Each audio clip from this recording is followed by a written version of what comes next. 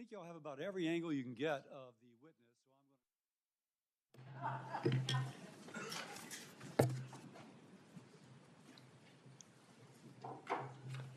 so thank everybody for being here. Bobby, I see your family behind you, and I like your family except for the nephew who's a Florida Gator.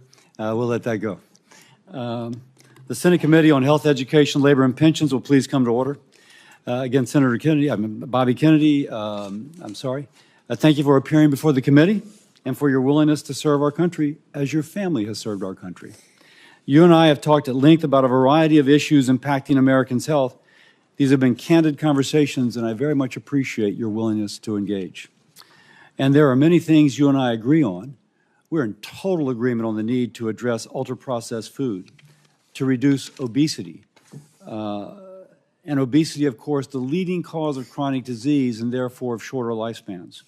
And this will be a priority in this committee, and I look forward to collaborating with you if you are confirmed. But it's no secret, I have some reservations about your past positions on vaccines and a couple other issues. And so we know a lot about you. I'll tell you a little bit about myself. Before I entered politics or even thought about running for office, I practiced medicine for 30 years, working in public hospitals in California and Louisiana, specializing in liver disease, caring for those who otherwise would not have had a specialist.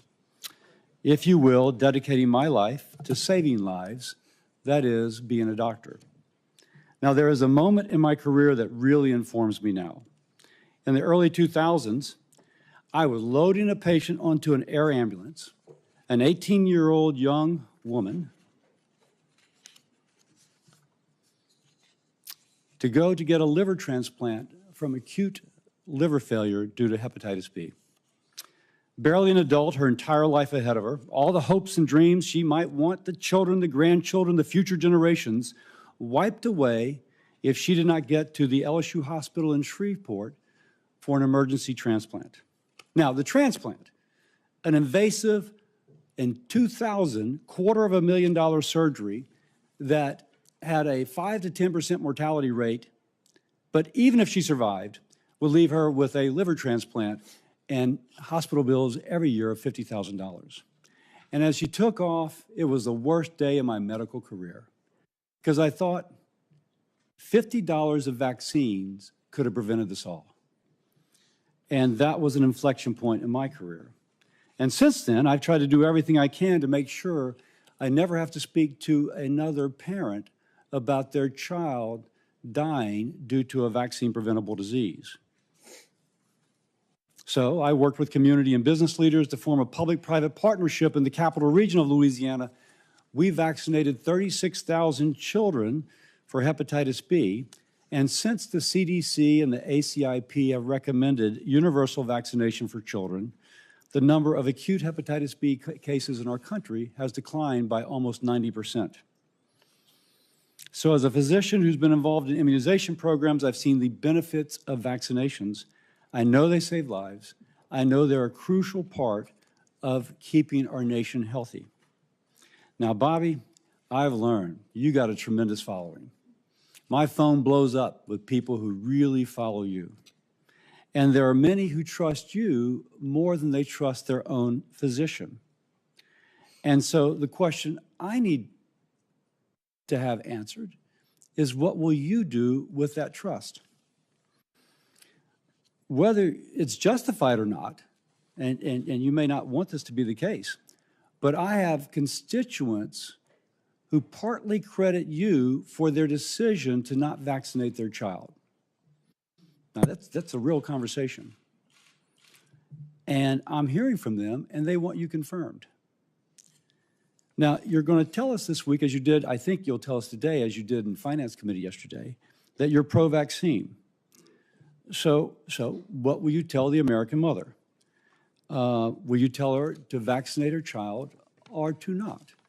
Or to have a conversation with her doctor, but for many that will be permission to not vaccinate their child. We know that to be the case. So your past of undermining confidence in vaccines with unfounded or misleading arguments concerns me. Can I trust that that is now in the past? Can data and information change your opinion, or will you only look for data supporting a predetermined conclusion? This is imperative. You will have the responsibility to restore trust in our public health institutions in this position you have. Now, let's turn a little political.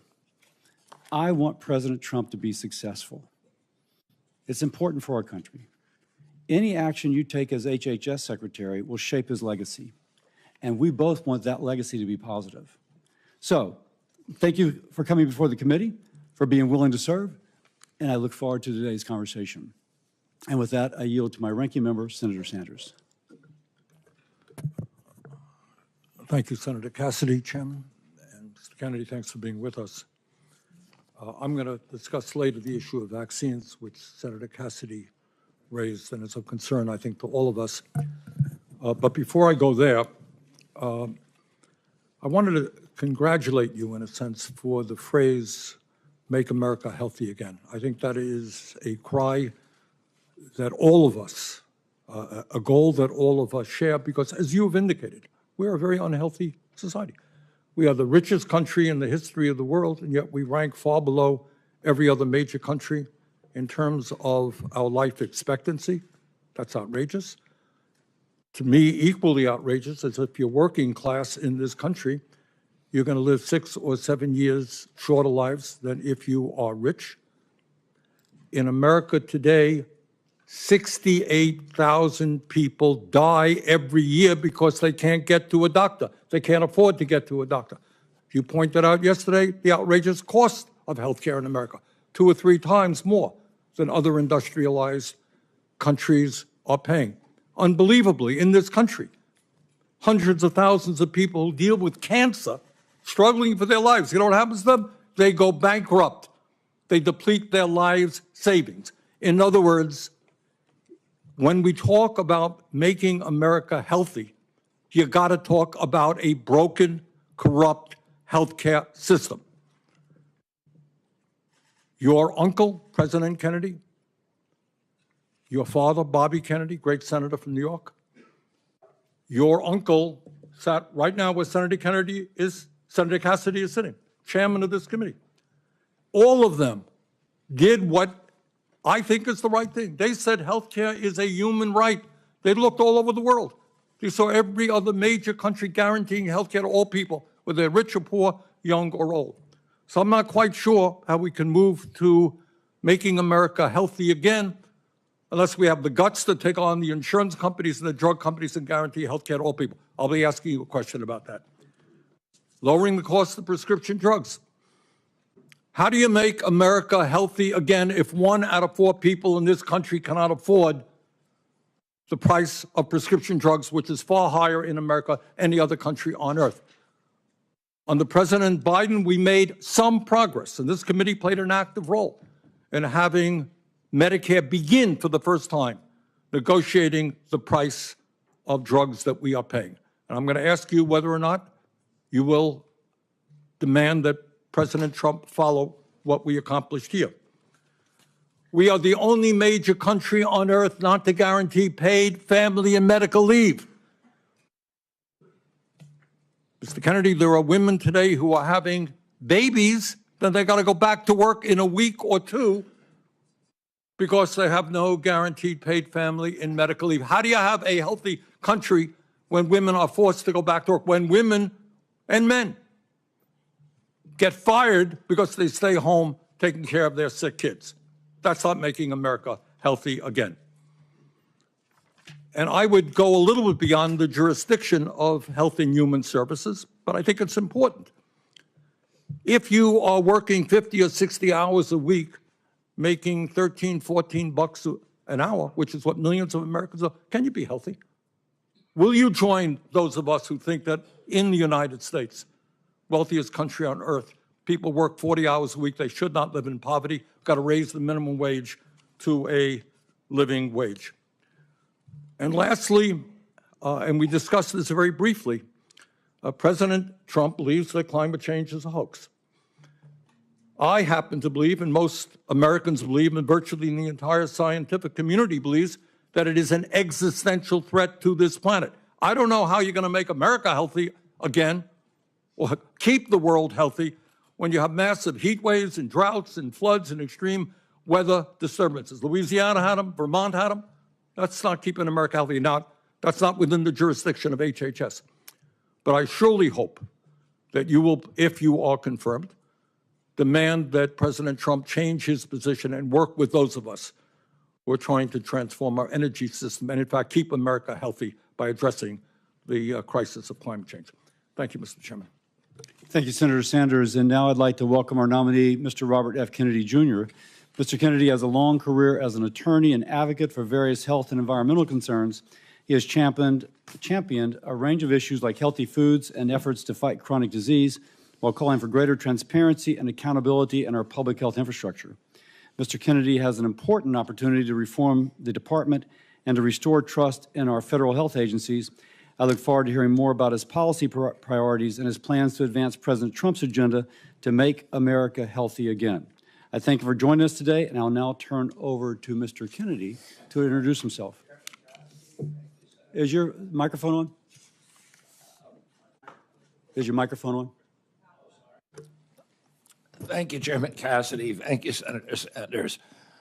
Ranking members and Ranking Member Senator Sanders and other members of this distinguished committee, Cheryl and I were heartbroken last night to learn of the tragic accident that took so many of our fellow Americans, including our service members. We are in an apartment where we were able to see the rescue operations from our window. Senator Marshall, please know that I will continue. There you are. I'll continue to pray for you as I texted you last night. For those who were lost, who called your state home, as well as Senators Kaine and also Brooks. We appreciate the first responders and local officials who are working so hard. May God continue to be with us all who are impacted and those who continue to help with the recovery. I'm humbled to be sitting here today as President Trump's nominee to oversee the U.S. Department of Health and Human Services. I want to thank President Trump for entrusting me to deliver on his promise to make America healthy again. I'm grateful to have my family here once more with me. I want to introduce my wife, Cheryl, my daughter, Kik, my son, Bobby, my daughter-in-law, Amaryllis, and my nephew, Jackson Hines. I want to thank them as well as the many members of my large extended family for the love they have so generously shared. I want to particularly thank you, Mr. Chairman, for the time you've spent with me and the times we've talked in person and by phone. I greatly admire your passion for public health and your commitment to science. And this committee is blessed to have a medical doctor at the helm and two other medical doctors, Dr. Marshall and Dr. Rand, on the committee. I explained yesterday to the Finance Committee that my journey into the issue of health began with my career as an environmental lawyer, working with hunters and fishermen and mothers in the communities and small towns along the Hudson River. I learned that human health and environmental health are intertwined and inseparable. The same chemicals that kill fish also sicken human beings. Today, Americans' overall health is in grievous condition. Over 70% of adults and a third of children are overweight or obese. Diabetes is 10 times more prevalent than in 1960. Cancer among young people is rising by 1 or 2% per year. Autoimmune diseases, neurodevelopmental disorders, asthma, Alzheimer's, ADHD, depression, addiction, and a host of other physical and mental health conditions are all on the rise. The United States has worse health than any other developed nation. Yet we spend more on health care, sometimes double, sometimes triple, as other comparable nations. Last year, we spent $4.8 trillion, not counting the indirect costs from missed work. That's almost a fifth of GDP. It is tantamount to a 20% tax on the entire economy. No wonder America has trouble competing with countries that pay a third of what we do for their health care and yet have a healthier workforce. But I don't want to make this too much about money. It's the human tragedy that moves us to care. President Trump has promised to resurrect America's global strength and our leadership and to restore the American dream. And he understands that we can't be a strong nation unless we're first a healthy people. A healthy person has 1,000 dreams. A sick person has only one. Today, over half our countrymen and women are chronically ill and have only one dream. When I met with President Trump last summer, I discovered that he has more than just a concern for this tragic situation, but genuine care. President Trump has committed to restoring the American dream, and 77 million Americans delivered a mandate to do just that, due in part to his embrace and elevation of the Make America Healthy Again movement. That movement, led largely by Maha moms from every state, many of whom have traveled to be here yesterday and today. Senators, this is one of the most powerful and transcendent movements I've ever seen. The nation is ready for change and recognizes that this is a unique inflection moment. I've promised President Trump that if confirmed, I will do everything in my power to put the health of America back on track. And I've been greatly heartened to discover a deep level of care among members of this committee, both Democrats and Republicans. I came away from our conversations hopeful that we can put aside our divisions for the sake of a healthy America. For a long time, the nation has been locked in a divisive healthcare debate about who pays. Well, when healthcare costs reach 20% of GDP, there are no good options, only bad ones. Shifting the burden around between government and industry and corporations is like changing deck chairs on the Titanic. Our country will sink beneath a sea of desperation and debt if we don't change course and ask the fundamental question, why are healthcare costs so high in the first place? The obvious answer to that question is chronic disease. The CDC says over 90% of healthcare spending goes toward managing chronic disease, which hits lower income Americans the hardest. The president's pledge is not to make some Americans healthy again, but to make all Americans healthy again. There is no single culprit for chronic disease. Much as I've criticized certain industries and agencies, President Trump and I know that most of the scientists and experts genuinely care about American health. Therefore, we will bring together all stakeholders in pursuit of this unifying goal. Before I conclude, I want to make sure this committee is clear about a few things. News reports and many in the hearing yesterday have claimed that I'm anti-vaccine and anti-industry. Well, I'm neither. I'm pro-safety. I'm pro-good science. I worked for 40 years to raise awareness about mercury and other toxics in fish, and nobody called me anti-fish. All of my kids are vaccinated. I believe vaccines have saved millions of lives and play a critical role in healthcare. Nor am I the enemy of food producers. American farms are the bedrock of our culture and our national security. I was a 4-H kid, and I spent my summers on ranches. I want to work with our farmers and food producers to remove burdensome regulations and unleash American ingenuity. MAHA simply cannot succeed if we do not have the partnership of America's farmers. In my advocacy, I've often disturbed the status quo by asking uncomfortable questions, and I'm not going to apologize for that. We have massive health problems in our country that we must face honestly. And the first thing I've done every morning for the past 20 years is to pray to God that he would put me in a position where I can end the chronic disease epidemic and protect our children.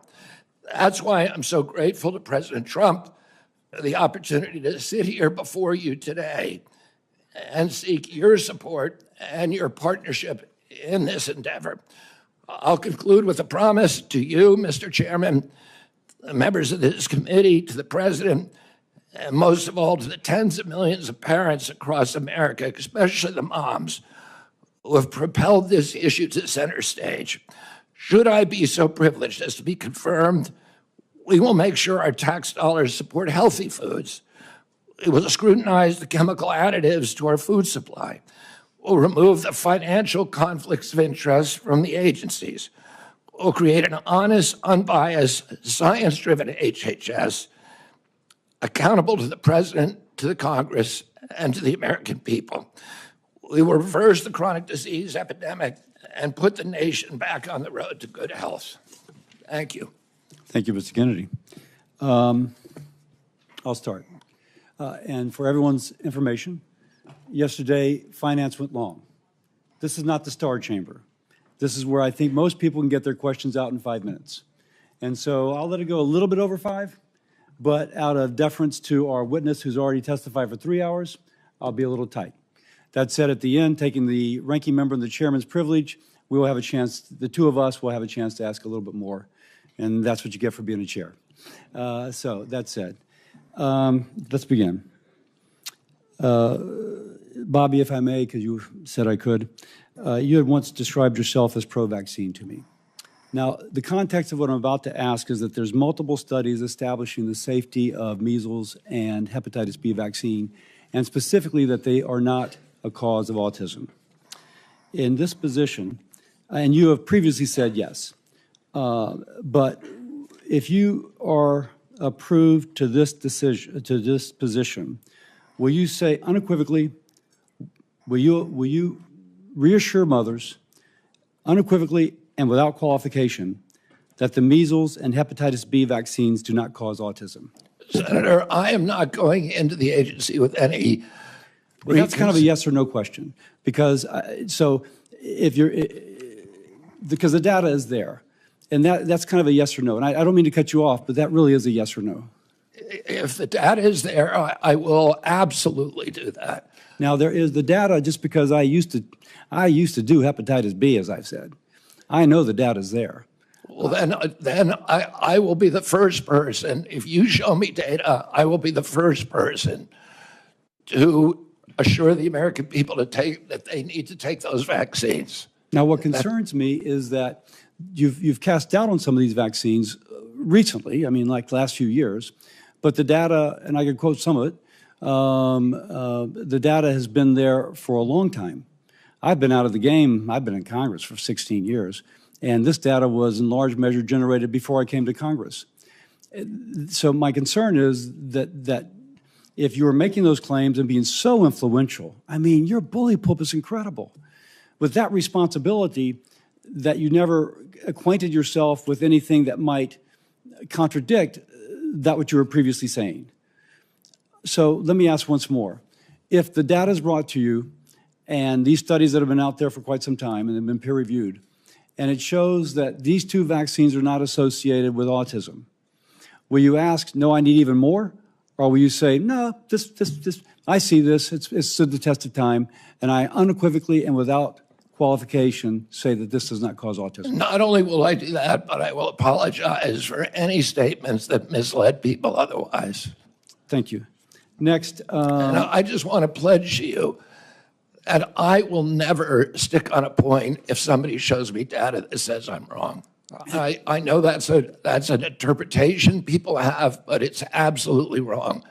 I am science-driven and evidence-driven. I think the concern is how persuadable people are. But let me go on because I have limited time. I'm going to hold myself to the same 5 minutes. Yesterday, Senator Bennett in Finance asked you if you had once previously made statements that Lyme disease was created as a military bioweapon, and you said you may have said that once. Do you still believe that Lyme disease was created as a military bioweapon? I've never believed that, Senator. What I said is that that we should always follow the evidence. There were 3 books suggesting that. I have not read them through. What I've said is we should always follow evidence, no matter what it says. So I never have said that definitively Lyme disease was created in a biolab. Okay. Next, again, this will be kind of a yes or no. Do you commit that you'll revise any CDC recommendations only based on peer review, consensus-based, widely accepted science? In other words, not personal beliefs or the beliefs of any single person that you or your department may identify? Absolutely, Senator. I am not going to go into HHS and impose my preordained opinions on anybody at HHS. I'm going to empower the scientists at HHS to do their job and make sure that we have good science that's evidence-based, that's replicatable, where the raw data is I'm almost published. out of time, so let me get to another question. All right. Do you promise that FDA will not deprioritize or delay review and/or approval of new vaccines, and that vaccine review standards will not change from historical norms? Well, we will have the best vaccine standards with safety studies, and I will not, if the That's a panels little bit of a recommend- different answer than the question I asked, because what is the best could be in the eyes of the beholder. So let me read again. Promise that the FDA will not deprioritize or delay review and/or approval of new vaccines, and that vaccine review standards will not change from historical norms. Yes. Great. With that, I will set a good example, and I yield my time to my ranking member. Thank you, Chairman Cassidy, and I'm going to do what I very rarely do, is actually follow up on a question from Senator Cassidy. There have been, as I understand it, dozens of studies done all over the world that make it very clear that vaccines do not cause autism. Now, you just said, if I heard correctly, well, if the evidence is there. The evidence is there. That's it. Vaccines do not cause autism. Do you agree with that? As I said, I'm not going to go into HHS with any preordained. I asked you a simple question, Bobby. The studies all over the world say it does not. What do you think? Senator, if you show me those studies, I will absolutely, as I promised to Chairman Cassidy, I will apologize. That is a very troubling response, because the studies are there. Your job was to have looked at those studies as an applicant for this job. All right. Let me ask you another question about this one, about COVID. Scientists with the Yale School of Public Health and University of Maryland have estimated that the COVID vaccine saved 3 million lives and prevented 18 million hospitalizations. President Trump, someone who I do not often agree with, has said that the COVID vaccine was, quote, one of the greatest miracles of the ages. That's Donald Trump. But Bobby, you had a very different perspective. At a time when thousands of Americans were dying from COVID every week, in May of 2021, you petitioned the Food and Drug Administration to revoke the emergency use of COVID vaccines. So my question to you is, were the scientists who told us that the COVID vaccine was imperative, and President Trump who told us that it was this great thing, were they right, or were you right when you told people that they should not take COVID shots? Senator, I filed that lawsuit after CDC recommended the vaccine for 6-year-old children without any evidence that it would benefit them and without testing on 6-year-old children. And that was my reason for filing that lawsuit. Was the vaccine, COVID vaccine, successful in saving millions of lives? I don't know. We don't have a good surveillance system, unfortunately. We don't know? I don't think anybody can say that. If you Well, show me but- science that says But, that. you know, Bobby, you say, if I show you, you're applying for the job. I mean, clearly, you should know this. And that is, the scientific community has established that COVID vaccines save millions of lives, and you're casting doubt. That is really problematic. All right, let me ask you another question on another subject.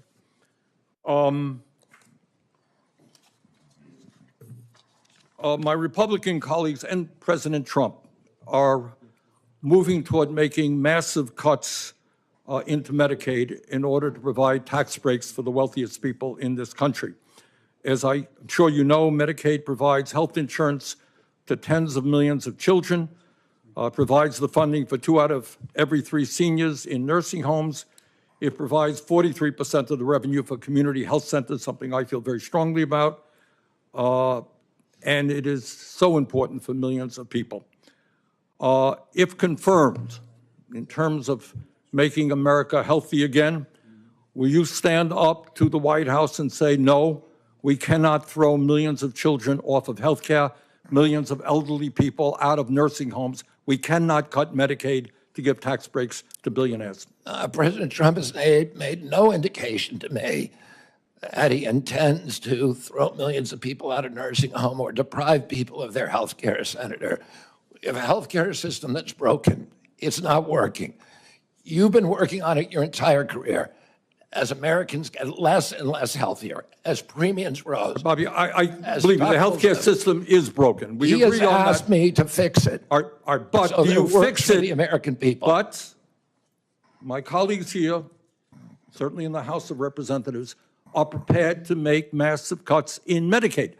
Now, I happen to believe in a Medicare for all system that guarantees health care to all people. Not what we're talking about. But in fact, there is serious discussion of massive cuts to Medicaid, which will have devastating harm on children, people in nursing homes. All I am asking you, if that proposal goes through, will you say, hey, you're not keeping America healthy by throwing children off of health care? Senator, I haven't seen any of the congressional proposals. I can only tell you what President Trump has told me, which is that he wants me to make Medicaid, Medicare, and Obamacare better. Well, if you haven't seen those proposals, I suggest you go to any newspaper. They're there. Thank you, Mr. Chairman. Senator Paul. You know, I think the discussion over vaccines is so oversimplified and dumbed down that we never really get to real truths. And it's why people up here are so separated from real people at home. So we talk about hepatitis B. It's a terrible disease. It could lead to liver failure, as the chairman said. But the reason you have distrust from people at home and why they don't believe anything you say, and they don't believe government at all, is you're telling my kid to take a hepatitis B vaccine when he's 1 day old. You get it through drug use and sexually transmitted. That's how you get hepatitis B. But you're telling me my kid has to take it at 1 day old. That's not science. And so every person with a bit of common sense, even people who don't resist vaccines, I vaccinated all my kids. I believe vaccines are one of the modern miracles beyond all pale. The Speckled Monster is a great book about the introduction of the smallpox vaccine in 1720 into our country. All miracles. But I'm not a one-size-fits-all. It's not all or nothing. I chose to wait on my hepatitis B vaccine, and we did it when they went to school. Does that make me an awful person? Does that make me an anti-vaxxer because I questioned the government dictate of whether I do it? And I'm not speaking for anybody else. I'm only speaking for myself. But for goodness sakes, let's have an honest debate about these things. The COVID vaccine. If you ask me my opinion, the reporters run up and down the aisle and they say, you still anti-vaccine? No, I'm pro-vaccine. But on the COVID vaccine, and on the COVID illness, there was a 1,000-fold or more difference between the elderly and children. If you don't acknowledge that, you're committing malpractice. You're showing your ignorance. If you say a 6-month-old must be mandated to get it, the science is not there. So all this blather about the science says this and the science says that, no, it doesn't. The science actually shows that no healthy child in America died from COVID. Look it up. No healthy child died from COVID. And so the thing is that it's 1,000-fold greater. So if you ask me my advice as a physician, if you were 65 or older or overweight and some other conditions, I would have said, hell yes, I'd take the COVID vaccine. The risks of the disease were real and much greater than the vaccine. But if you ask me, should my healthy 6-month-old get it? See, these are the nuances you're unwilling to talk about because there's such a belief in submission. Submit to the government. Do what you're told. There is no discussion. There ought to be a debate. You're not going to let him have the debate because you're just going to criticize and say, it is this, and admit to it, or we're not going to appoint you.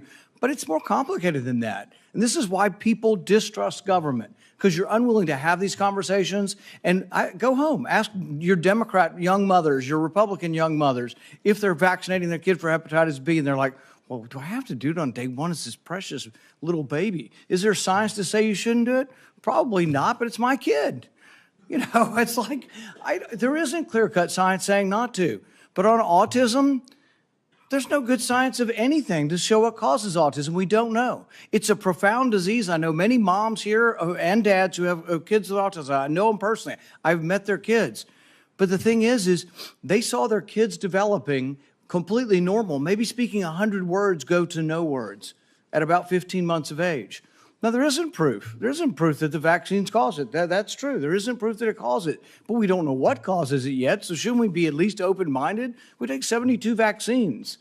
Could it be? I don't know. But we shouldn't just close the door and say we're no longer, because we believe so much in submission, we're not going to have an open mind to study these things. And so it's sort of this crazy notion. Schizophrenia, I would put in the same notion. You have a kid who's completely normal to 18 or 19, and their brain goes haywire. How does that happen? It's the most bizarre disease. Shouldn't we be open? Could it be our food? It might be vaccines, it might be our food, but autism is more common. I don't know about the schizophrenia statistics, but autism is more common. Shouldn't we want to be open-minded? Instead, we're so close-minded and we're so consensus-driven that the science says this. Well, science doesn't say anything. Science is a dispute, and 10 years from now, we could all be wrong. We were told in the beginning, 20 years ago, they did this enormous study, and they said, everybody over 50 should take an aspirin. I thought, well, that's a pretty good idea. It makes sense. But you know what? 20 years later, they measured it, and they found if you had no heart disease and you were taking aspirin, your chance of dying from a brain bleed or from a stomach bleed were greater than the risk of heart disease. If you have heart disease, they still say take an aspirin. If you don't, they've changed their mind 20 years later. But would you have all said I was crazy and I should no longer be in public discourse if I had said 20 years ago, I don't feel like taking an aspirin. I ride my bike all the time. I'm afraid I might hit my head.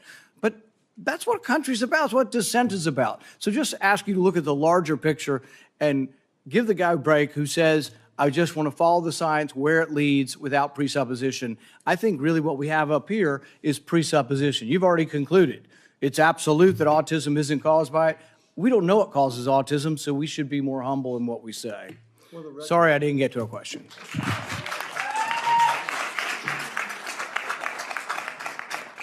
For the record, if a child is born to a hepatitis B mother, that child may have a 95% chance of becoming a chronic carrier. But if the And we child, vaccinate those people, and nobody's against that. But if the child- that's a very small percentage and I a just red may herring. finish. That is not what we're talking about. 99.9% of kids don't have a hepatitis B, Mom. And could they wait a while? Could they get vaccinated 3 months or a year? Yes. So again, for the record, if the mother's hepatitis B status is known, then that can be delayed. The problem is oftentimes, or at least a significant percentage of the time, the mother's status is not known. If she's hepatitis B positive, a vaccine on day one of life prevents chronic hepatitis B 95% of the time. So it really depends upon the knowledge of the mother's hepatitis B status. And when they used to do just, okay, we know the mother's status or not, there was mothers that snuck through. Their status was unknown. We can blame the OBs, yeah, Marshall. But for the record, there is an absolute rationale for that. But you're right. If the mother's status is definitively known, that it can be safely delayed. So now, Senator Murray. Thank you, Mr. Chairman. HHS has really broad and critical responsibilities to protect and preserve healthcare and social services, from women's health to childcare to biomedical research. That's just a few. In light of last night's tragedy, I do want to express my thoughts and prayers. But it is, I think, a painful reminder to all of us that we need competent people running our federal agencies to respond when a crisis strikes. Mr. Kennedy, let me start by talking about vaccines. I think we all agree that cancer is particularly nefarious chronic disease. And the American Cancer Society reported earlier this month that women under 50 are experiencing a dramatic increase in the incidence of that disease. Fortunately, there is clear data showing that the HPV vaccine has saved lives and cut cervical cancer rates dramatically. You have called the HPV vaccine, quote, dangerous and defective, and said it actually increases the risk of cervical cancer. Do you stand by those statements, yes or no? The HPV vaccine, I brought litigation. I represented. Yes or no? I represented. Stand by your statements. Let me answer. I'm trying to, yes Senator. or no. It's a simple yes or no. I Stand by your previous statement. I litigated on that issue. I represented hundreds of young girls who felt that they were injured by the vaccine. That trial is happening right now in Los Angeles. Well, let me Those ask you, questions will be answered by a jury in that trial. you said that no loving parents would allow their daughter to receive that vaccine. If confirmed as HHS Secretary, would you recommend that parents get their children vaccinated against HEB? I recommend that children follow the CDC schedule. And I will support the CDC schedule when I get in there, if I'm fortunate enough to be confirmed. Would you recommend that parents get their children vaccinated against the measles? Yes or no? Against measles? Yes. Well, I just remind everybody that parents look to our health leaders for advice on these decisions. You would be a health leader, and for the record, I would like to put into the record his previous statements on these vaccines. I do want to ask you a question about character. I still believe character matters, and I want to let you respond to this. You were accused of sexual harassment and assault by Eliza Cooney, who was first hired as a part-time babysitter by your family. When you were confronted about this accusation, you said you were, quote, not a church boy, and that you, quote, have so many skeletons in my closet. You then texted Ms. Cooney an apology and indicated you had no memory of what she described. Mr. Kennedy, I'm asking you to respond to those accusations seriously in front of this committee. Did you make sexual advances towards Ms. Cooney without her consent? No, I did not. And that story has been debunked. But why did you apologize to her then? I apologize for something else. Well, that's not my understanding. Are there, let me just ask All you, you have to read is the text which she published. It's not for that. that is not how I've read it. Are there any other instances where you have made sexual advances towards an individual without their consent? Just yes or no? No. No. Mr. Kennedy, you said that you're going to say to NIH scientists, God bless you all, thank you for your public service. We're going to give infectious disease a break for 8 years. Excuse me? You said you just said thank you for your service to our federal employees. You want to give infectious disease a break. That's a quote. Will you support the development and distribution of vaccines for the avian flu? Yes or no? Will I, for the avian flu? Yes. My time's almost up, but having read a lot and listened to a lot, I just want to remind all my colleagues that by voting to confirm Mr. Kennedy, we would be telling our constituents he's worth listening to. That alone could get people killed before he even lifts a finger, because he does not even need the levers of power to influence people. As we saw in Samoa, all he needs is a megaphone. To affirm his views by voting to confirm him as our highest health official, we should not mince words about what that would mean. When babies die from whooping cough because parents weren't sure if the vaccine was safe, we will have to look them in the eye. When measles sweeps through school, then hospitals, nursing wards, will this be worth it? There are political realities, we all get that, but there's also right and wrong, fact and fiction. And there's also people staying healthy or dying pointlessly from diseases we can prevent because they thought Congress took its job vetting our health care secretary seriously. Thank you, Mr. Chairman. We're going to now go out of order. We're going to go to Senator Marshall. He would like to be able to view the press conference regarding the tragedy on the plane from Wichita. Senator Marshall. Well, thank you, Mr. Chairman, and thank you, Mr. Kennedy, for your kind words this morning, for your caring text last night, and I'm grateful for all my colleagues, most everybody reaching out to us, and it's certainly it's a tough day for Kansans and many others who lost loved ones, and we will look forward meeting with the president later today and those loved ones, and just want everyone back home to know that we're wrapping our arms around them, that we're mourning with them, and we'll get through this together. So thank you. Mr. Kennedy, take a second and just describe why fighting chronic disease is so important to you.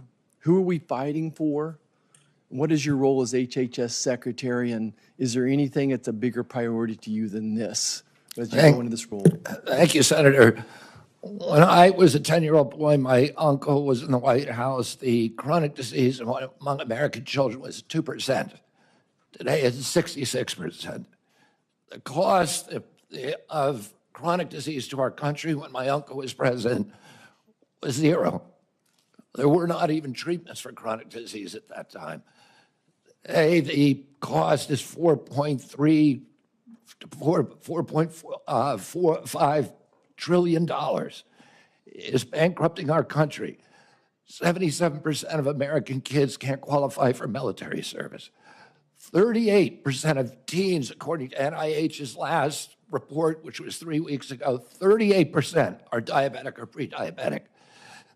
When my uncle was president, the typical pediatrician would 1 or 2 cases of diabetes in his lifetime, juvenile diabetes. Today, it's more than a third of the kids who walk through his door or her door is diabetic or pre-diabetic. Autism rates have gone from 1 in 10,000 or 1 in 1,500 to 1 in 10,000, depending on what study you look at. In my generation, as 70-year-old men today, in our children, it's 1 in 34. The explosion, I had 11 siblings. I had dozens of first cousins. Mr. Kennedy, I'm sorry. So, who are we? What's your role as HHS secretary to fight that disease? There's never been an HHS secretary who came in to do this. It was all about the typical partisan debate about how we allocate the cost, whether insurers pay it or whether hospitals, providers, or families pay it. And the costs continue to rise. All the things we're debating on, our kids are getting sicker and sicker.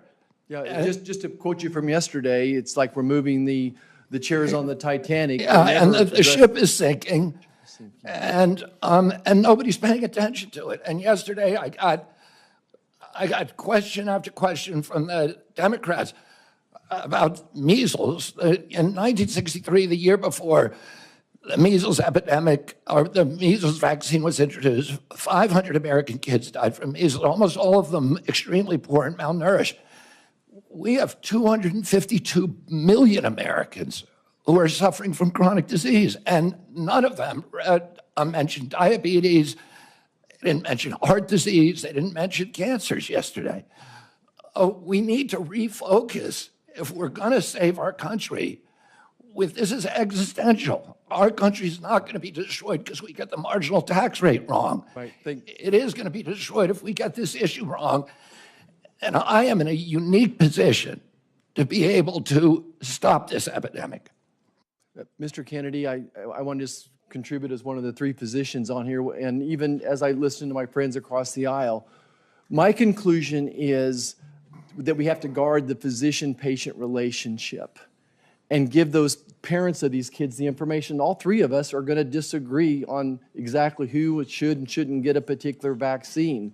We all recognize the incredible successes of different vaccines as well, but we have to give the American public the best information, non-biased information, and I'd love to get you to respond to that, but I have an important question for folks back home. And this will be my last question. I've never seen a person whose words, written and spoken, have been so misattributed, exaggerated, sensationalized, and taken out of context. Will you just speak to my farmers and ranchers back home and tell me about your, where do they fit in this role of MAHA and how we're going to work with them and just your compassion towards these farmers and ranchers? Yeah, I mean, MAHA will not succeed without the cooperation and partnership of agricultural producers, of farmers and ranchers across this country. I was a 4-H kid. I grew up working on ranches. And I've worked for years representing farmers in various forms of litigation. Thomas Jefferson said that American democracy is rooted in tens of thousands of independent freeholds owned by farmers. We are losing farmers today, and we can't afford to lose a single farmer. And on my watch, I do not want to lose a single farmer. We have to offer farmers an off-ramp from chemically intensive agriculture, which they don't want to do, which even the chemical industry is ready to change, so that they can grow crops that they can sell in Europe. They can grow crops. Senator Hawley told me during our meeting that 4 out of his 5 of his brother-in-laws have Parkinson's. there's illness all over the farm community, and it's undoubtedly related to the intensity of chemical pesticides. Mr. Kennedy, We need to reduce that, but I'm not going to do anything coerce the farmer. President Trump was the best president in modern American history for the American farmer. The first one to see farm prices go up. He has instructed me to take care of the farmers and make sure they're full partners. thank you. Senator Baldwin. Thank you, Mr. Chairman. Mr. Kennedy, I've been listening to the back and forth and questions, and when people have tried to pin you down, you have said, Can you speak up, Senator Baldwin? yes, I've been listening to the back and forth, the questions, and when people tried to pin you down on a point, you said, show me the data or bring me the studies. And I want to suggest that that data is out there, and those studies are out there. And if you're going to review all the studies and the data, you're going to be doing that, if confirmed, for your first year of being secretary. When we talked, we were talking a bit about vaccines at the end of our meeting, and you said really to me that there's no post-approval safety monitoring. And that led me to believe that you're not aware of the significant and ongoing safety monitoring that occurs after years of rigorous studies showing vaccines to be safe and effective. And so I want to give you the opportunity to set the record straight here. Are you aware of the measures in place throughout Health and Human Services to ensure vaccine safety after approval? Yes or no?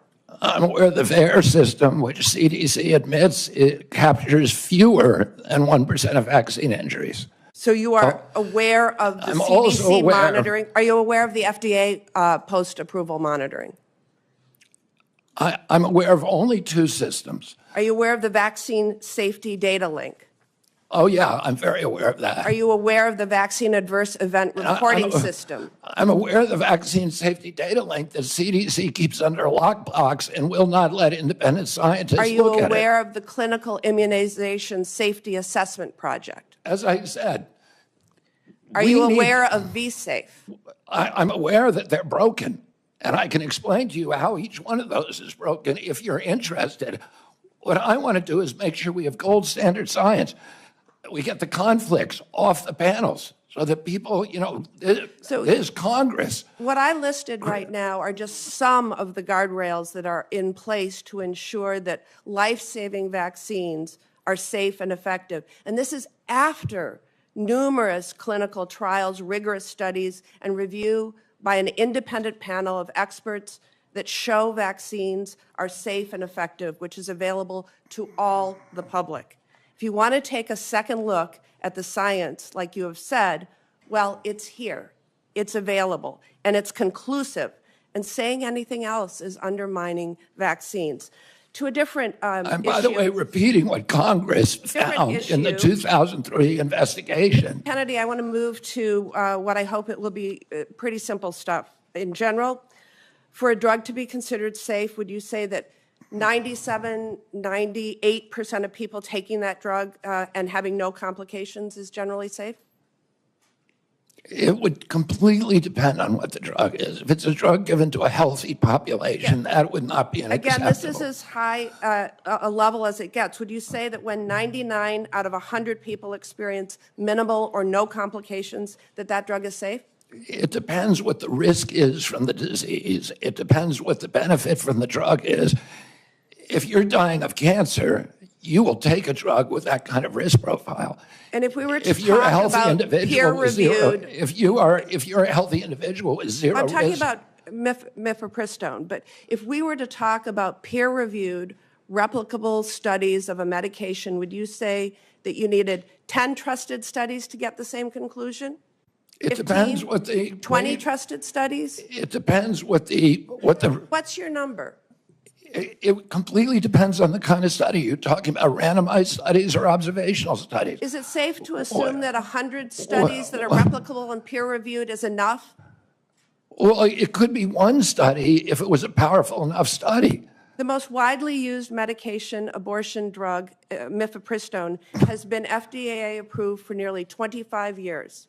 More than 100 studies have confirmed that 99% of patients who took the abortion pill had no complications. So with all of that, I can only conclude that you would commit to keep this science-backed and proven medication on the market and accessible for women. Is that correct? I'm going to, with mifepristone, President Trump has not chosen a policy, and I will implement his policy. So regardless of the studies, regardless of the data, regardless of the science, you've been talking about, show me the data, show me the studies. Well, if you Would have that policy Senator, regardless of what the science says. Senator, the devil is in the details. If you're telling me 99% of women did okay, but 1% died, I would say that is not a That is beneficial not risk what profile. the studies show. I know, but you're not showing me. I need those details from the study before I can't buy a pig in a poke. Show me what the study says. So let's move on. Next, it would be Senator Mullen. Thank you, Mr. Kennedy, for being here. We have fortunately been able to form quite a friendship over the last year, and I appreciate it. Appreciate the in-depth conversations we've had. And I just want to point out, I don't understand why my colleagues all of a sudden say we can't question science.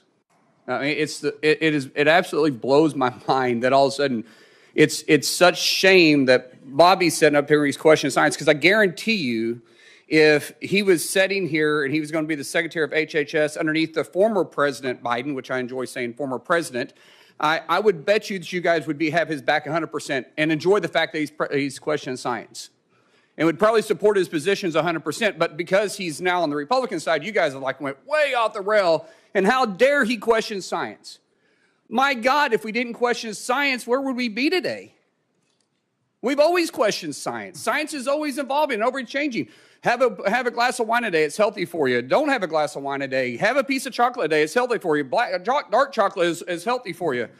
Take an aspirin a day, as Senator Rand Paul pulled out. I mean, where would we be today if we didn't ever question science? But I will say there's an issue that I have as a father of 6, that when my kids come out from getting their vaccines, they look like a freaking pincushion.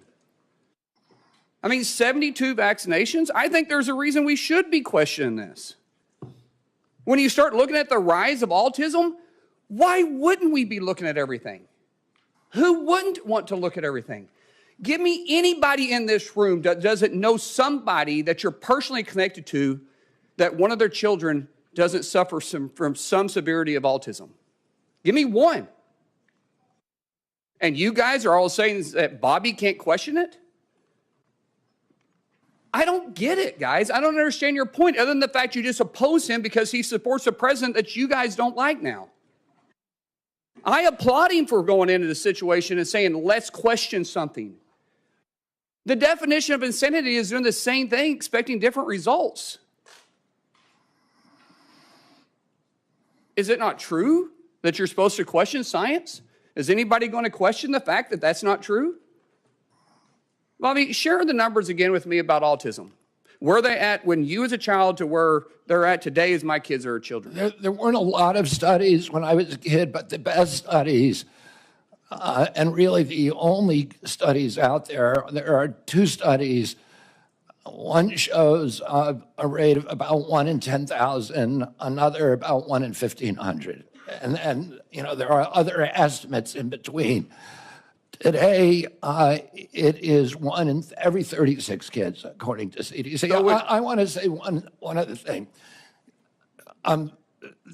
Relevant to the point you just made. In 1963, my uncle awarded John F. Kennedy the highest civilian honor, to Francis Kelsey. Francis Kelsey was a young scientist at NIH who came in and objected to the panel having approved thalidomide for American children. All the scientists of that day, they were doing it in Europe, all the scientists of that day and the scientific panels that work for the agency approved, green-lighted thalidomide. She stood up and screamed and fought and risked her job and risked her reputation, and she blocked it in our country. 3 years later, everybody recognized that she was a hero and a savior of our children, because we were not getting the kind of terrible, diabolical deformities as they were experiencing in Europe. My uncle gave her the highest civilian honor because she questioned science and was courageous enough to stand up and say, I don't care what happens to me. This cannot happen. And irony is that she was a Democrat at that time and she questioned science. But now all of a sudden, because you're working for Republicans, you're not allowed to question science. Let's go back to this and say let's just use a number of 1 in 10,000 at your age. Now, we're a little bit different in age. I'm not going to say how old you are, but you look great for your age. I will say that 1 in 36, that's not a pandemic, then what is? 1 in 36, and it used to be 1 in 10,000 have autism now? Can any of you guys with a straight face say that we shouldn't look at every aspect to what we're putting in our kids, be it from the food to the vaccines?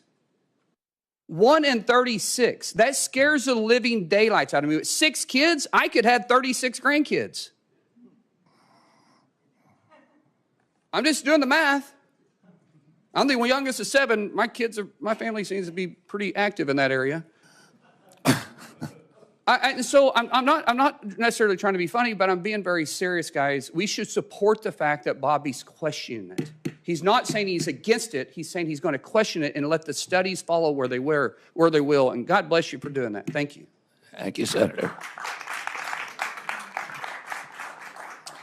Senator Kane. Thank you, Mr. Chair, and congratulations on your nomination, Mr. Kennedy. I enjoyed our conversation.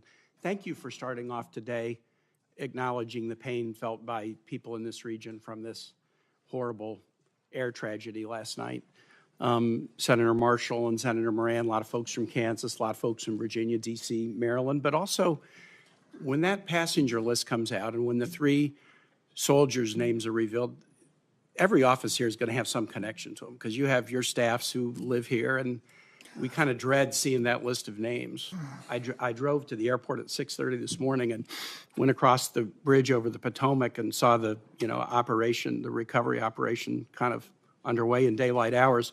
And I thought about the last big aviation disaster in Richmond when on 9/11 a plane slammed into the Pentagon, and Virginia got hurt very bad that day, and so did the nation. Just a couple of months ago, you posted this on your X account. On 9/11, it's hard to tell what is conspiracy theory and what isn't. I'd like to introduce that for the record, Mr. Chair. We take that kind of stuff pretty personally. Virginians know what happened on 9/11. We don't need folks giving oxygen to conspiracy theories about 9/11. Now, one thing I noticed about this post is it was in July of 2024. It was 23 years after 9/11. You had a lot going on in your life. You were running for president then. What made you decide in the midst of everything going on in this country, in this world in July of 2024 in your own candidacy for president, that now was the time to say it's hard to tell what is conspiracy and what isn't about 9/11? What was so important about making this point in July of 2024? Senator, the dramatic drop in trust in our government, and this is particularly one of the templates for that is what happened at CDC. Yeah, no, I want to move aside from that. Because you say, you go on to say, I won't take sides. As president, I won't take sides on 9/11. Wow. I won't take sides on 9/11. Let me ask you this. As a general matter, do you find it hard to tell what is a conspiracy theory and what isn't? Is that kind of a general deficit that you find in your own analytical abilities? My father told me when I was 13 years old, he said, people in authority lie, and that the job of a citizen in every democracy is to maintain a fierce skepticism Okay, I get it. of government authority. And you're an authority, but you wouldn't take sides on 9/11, and you're admitting, I have a hard time telling what is a conspiracy theory and what isn't. Senator, I haven't investigated it. If the things that I investigate, I take sides on, people are allowed to hold that opinion. They're left. I'm not going to tell them they're crazy for holding that opinion. I'm going to say, what is your evidence? And if I hear the evidence, I'm going to say that doesn't make any sense. So you won't take sides on 9/11. Wow. Senator Murray asked you some questions about Gardasil, and this is a vaccine that's manufactured in Virginia. There's other HPV vaccines. I'm going to enter into the record a whole series of studies from many, many nations that talk about the dramatic positive effect of Gardasil. Could I introduce those into the record, Mr. Chair? Without objection. And those studies are on Wait, trial let me ask right a question. now. Let me ask a question.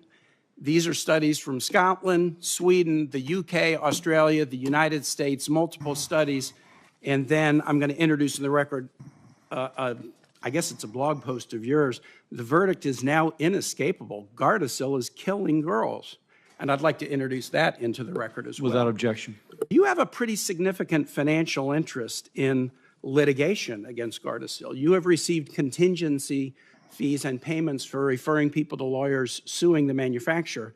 And in your ethics vetting, I've never received any money from any Gardasil or any other vaccine lawsuit. let me read a quote. This is your words. In your ethics vetting for this nomination, you said, quote, pursuant to the referral agreement, I'm entitled to receive 10% of fees awarded in contingency cases referred to the firm. How can folks who need to have confidence in federal vaccine programs trust you to be independent and science-based when you stand to gain significant funding if lawsuits against vaccine manufacturers are successful? I have given away all of my rights to any fees in that lawsuit. I yield back. Next is Senator Scott. Thank you, Mr. Chairman. Mr. Kennedy, good to see you again. Thank you for being here before the committee. Yeah. One of the beauties of our country is we have foundational documents that point us in the right direction. I think it's the compass that shows us due north, true north. The Declaration of Independence mentions life, liberty, and the pursuit of happiness as unalienable rights. You and I had a serious conversation about the importance of life, and I'm a pro-life Christian, as you know. And you said that you assured me that your deputies were going to be pro-life. Is that still the case? I will implement President Trump's policies. I serve at his pleasure, but I share President Trump's view that every abortion is a tragedy. Now, my question was, are you having deputies within your at HHS that will be pro-life?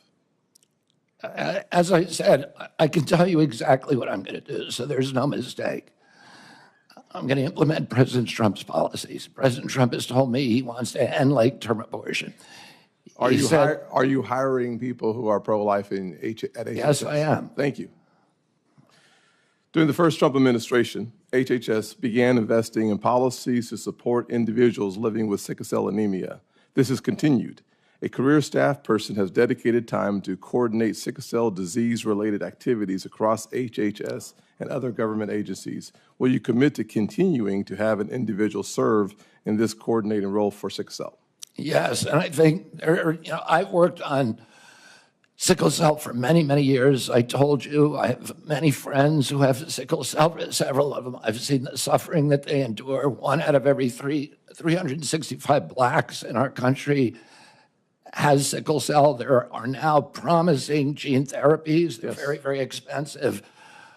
But it's something that NIH should be enthusiastically supporting that kind of research. Well, you answered my second question, so that's great, which was today you noticed the FDA gene therapies are really breakthrough evolutions in science that are really one-time cures. So you support the continuation of the research that makes that more available? Absolutely, Senator. Thank you. That's great news. This past fall, due to one facility making the majority of our IV drugs in the U.S., it was devastated by Hurricane Helene. Hospitals and healthcare facilities across the country faced IV shortages. Nephron Pharmaceuticals in Columbia, South Carolina, tried to shore up IV support in South Carolina hospitals by creating the Palmetto line in its facility to help make IVs for hospitals across the state. We must do more proactively to address the shortages and the shortage risks, as well as to provide and promote the production of medical products here in the U.S. If confirmed, how will you prioritize efforts to prevent and reduce drug shortages, including for essential medicines? Including? Essential medicines. President Trump has told me it's his priority to bring essential medicine manufacturing back to this country. It's a national security threat. So much of it has been exported abroad, and particularly to China. And it's a priority for him, so it's a priority for me as well. Very good. Will you commit to fostering productive public-private partnerships that can provide the government with key information on pharmaceutical supply chains, help direct shortages, and improve the long-term security and resiliency of the U.S. drug supply? Absolutely, Senator.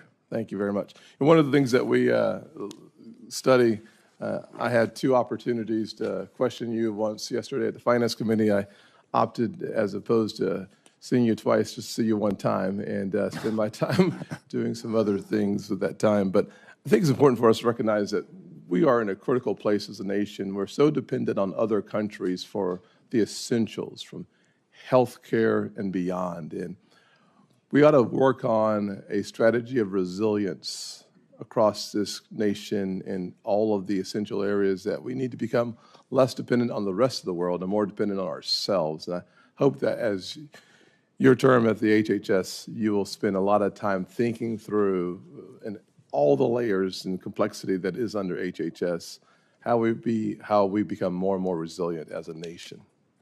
That's absolutely critical for our national security and for our economy. And President Trump is doing that through HHS, but also, more importantly, through the Commerce Department, and meeting directly with pharmaceutical industry leaders to figure out what kind of incentives that they need to bring manufacturing home. Perfect. Thank you, Mr. Chairman. I yield back my 8 seconds. And then we'll go to Senator Murphy. Thank you very much, Mr. Chairman. Mr. Kennedy, thank you for joining us here today. Listen, credibility matters so much when you lead the most important health agency in the world. The Secretary of HHS has got to be trusted that he's telling the truth, that he cares about science, has no political agenda. Mr. Kennedy, I want to go back to some of your testimony yesterday before the Finance Committee when you either feigned ignorance about some very clear statements that you have made in the past, or you outright denied saying things about the vaccine program that you have undoubtedly said. And so with a day's hindsight, I want to give you another chance to be honest about the things that you have said. Senator Warnock asked you yesterday if you had compared America's vaccine program to the Catholic Church's pedophilia scandal. You said you never said that. Now, I'm not asking you to explain what you said. I didn't say it, never said that. You didn't say that. Senator I did Warnock, not say that I hadn't said that, Senator. I said the other question you asked me about Nazi death camps. That's fine. You're doubling down on that. You said, Senator Warnock also asked you if you compared America's vaccine campaign to the Nazi death camps and the Holocaust. Again, you said yesterday you didn't say that. I did not say that. You did not say that. Senator Bennett asked you yesterday if you had made an allegation that AIDS is a different disease in Africa than it is in America. On that one, you said you didn't recall. Having had a day to think about it, do you recall saying that AIDS is a different disease in Africa than it is in the United States? I looked up that passage in my book and found that indeed the diagnostics for AIDS are very different in Africa than in the United States, that the list of symptoms is almost completely different. So I'll submit this for the record, but having denied the first two statements, let me just read what you said. You said in 2013, is it hyperbole to say that the people who run our vaccine programs should be in jail? They should be in jail. To me, this is like Nazi death camps. Look at what it does to the families who participate in the vaccine program. I can't tell why somebody would do something like that. I can't tell you why ordinary Germans participated in the Holocaust. I can't tell you what was going on in their minds. With respect to the pedophilia scandal, you said the pedophilia scandal in the Catholic Church is a perfect metaphor for what's happening in the United States. The vaccine program, it's the same reason we had a pedophilia scandal in the Catholic Church. It's because people were able to convince themselves that the institution of the church was more important than these little boys and girls who were being raped.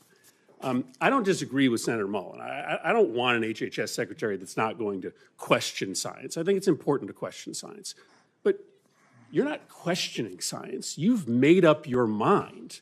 You have spent your entire career undermining America's vaccine program. You make these purposeful comparisons to those that are administering the vaccine program to the Nazi executioners, to the people who covered up the Catholic Church's pedophilia scandal, because you have made a decision that there is a comparison, that there is evil in the vaccine program as there was evil in the pedophilia scandal and the Nazi death camps. You aren't exploring science. You have made up your mind. You've spent your entire career trying to undermine these programs. And so the reason that these statements, these incredibly aggressive, over-the-top statements, matter to us is because it just isn't believable that when you become secretary, you are all of a sudden going to be consistent with science. People who have spent their career saying these kinds of things, running the kinds of campaigns that you have run, don't all of a sudden change their stripes. And so, Mr. Chairman, I will submit these statements. Can I respond to that, Senator? Without objection. My statement about the Catholic Church is almost identical. The findings of the Government Oversight Investigation Committee that investigated CDC's vaccine program in 2003. Senator Burton was chairman of that committee. And he said that that certain individuals in that program had written off a generation of kids because of, quote, misplaced institutional loyalty to the CDC and because of entanglements with the drug company. Let me finish. Let me finish what I'm saying. You made some grave accusations. Pedophilia to the administration of vaccines? No, it wasn't pedophilia. It was a perfect metaphor. Well, if you have 1 in 36 kids who has neurological injuries, and if that is, linked, that's something that we should study. Is it a perfect metaphor? It's not a perfect metaphor, but there's no metaphor that's perfect. But I am pro-vaccine. I am going to support the vaccine program. I want kids to be healthy.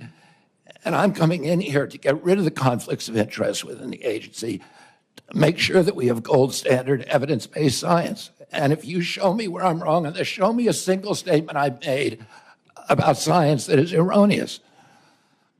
Thank you. Senator Hawley.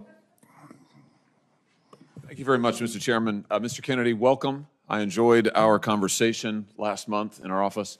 And thank you for remembering, as you did again today, my uncles who we talked about, Morris and Lauren and Jean, who all have recently passed away from Parkinson's, grew up in a farm family. That was kind of you to remember them. So thank you for that. Let me start by asking you a question about children and the safety of children. President Biden's administration, his HHS, issued a rule, so it's binding, requiring that every doctor in America, including pediatricians who receive any kind of federal funding, so that's anybody who takes ACA funding, anybody who takes CHIP funding, this is almost every health provider in America, requiring them to conduct gender transition and gender so-called affirming procedures. So that means hormones, that means puberty blockers, that means surgeries in some cases. They imposed that rule on doctors across the country. This has been litigated, and it has been actually stopped by a couple of courts who found that it was way outside of HHS's jurisdiction. My question to you is, will you rescind this rule that imposes this radical policy, and talk about being anti-science, this radical policy on just about every pediatrician in the United States of America? Yes, I will.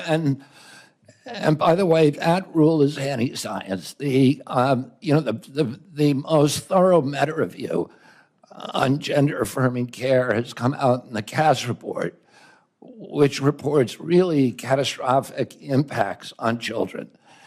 And that is science. It's a meta review of all the existing scientific studies. But even more just from a common sense, if you're a patient, do you really want somebody performing surgery on you who is morally opposed to that surgery? It doesn't make any sense. We need to embrace diversity in this country. are people who believe that's important. I respect them. We should hear them out. We should debate. We should have a congenial conversation. But there are also people who believe that it is an atrocity, and they need to be listened to too. And we need to embrace diversity and make room for diversity in this country, and not force people to do things that are against their conscience. And let me just point out that on this rule, what's particularly pernicious about it is we're talking about gender transition surgeries, gender transition care on minor children. This rule purported to preempt all state law. So in states like mine and many others, where the voters have said, we don't want gender transition procedures performed on minors, the Biden administration attempted to use federal money and force pediatricians to do it anyway. So I'm glad to hear you say you'll rescind that rule. I think it's terrific for the safety of children. And Senator, I would add that we don't let children drink. We don't let them drive an automobile because they have bad judgment. They are flooded with hormones. Their brains are still in formation. Their sexuality is still in formation. To allow them to make judgments about that are going to have life-changing, forever implications for the rest of their life at that age is unconscionable, particularly in light of the Cass report. I'm glad to hear you say that. Let me ask you a question about NIH research, if I may. I know this is something that you care a lot about. Under the first Trump presidency. And I do want to add that people who have gender differences should be respected. They should be loved. But loving them does not, sometimes love means saying no to people. Let me, on NIH, under the first Trump presidency, HHS stopped new NIH research that involved human fetal tissue from elective abortions. Now, you were asked about this sort of tangentially yesterday by Senator Cantwell, and I want to get your quote right. You said to her correctly, you said stem cell research today can be done on umbilical cords and you don't need any fetal tissue, which is correct. My question to you is, will you reinstate President Trump's policy that ensures that no federal research and no federal tax dollars is conducted on fetal tissue taken from elective abortions? Yes. Fantastic. Let me ask you just about Title X. You were asked about this yesterday, too, and I think I understand your answer. I just want to be sure I've got it crystal clear. Title X, which prohibits the funding of the use of federal taxpayer funding for abortions or to flow to entities like Planned Parenthood that perform abortions or refer people to abortions. You were asked yesterday if you would support President Trump's rule that says no Title X funding for those who perform abortions or refer people to abortions. I think your answer was yes, you would reinstate that rule. I just want to be sure I'm right about that. Yes. Fantastic. Last point that I have for you. On mifepristone, the chemical abortion drug, you said yesterday that you would study its safety. I think that's good. I want to make an additional point here just about how the Biden administration changed the rules on mifepristone that I hope that you'll take into consideration, because you pointed out, I'm almost done, Mr. Chairman, you pointed out that we need to honor the wishes of voters and states and their right to set life policy. I just point out that the Biden administration's rule on mifepristone, which they did after the Dobbs decision, means that in any state, including ones like mine, where voters or state legislators say we don't want abortion performed after a certain point, if the Biden administration rule on chemical abortion stands and you can mail in these abortion drugs without a doctor visit or referral, that means no state ban, no state decision, no voter decision is going to matter. We're going to have a one-size-fits-all policy set here in Washington. I hope you'll take that into consideration. I will implement President Trump's policies. Senator Hassan. Well, thank you, Mr. Chairman and Ranking Member Sanders. Good morning, Mr. Kennedy. Look, I want to just take a moment because, like a few of us on this dais, I sit on finance as well as help. And one of the things that was most disturbing to me about yesterday's hearing was the suggestion from some of my friends on the other side of the dais that our intense questioning and concerns about Mr. Kennedy were driven by partisanship. I have voted for 5 of President Trump's nominees to date in the last couple of weeks. One of them, the new Secretary of Transportation, was on the scene last night at DCA. Like all of us, I take really seriously our obligation for advice and consent. And I am concerned, as Senator Mullen expressed his concern, about the need for science to help us move forward on critical issues. Now, some of you are new to this committee and new to the Senate, so you may not know that I am the proud mother of a 36-year-old young man with severe cerebral palsy.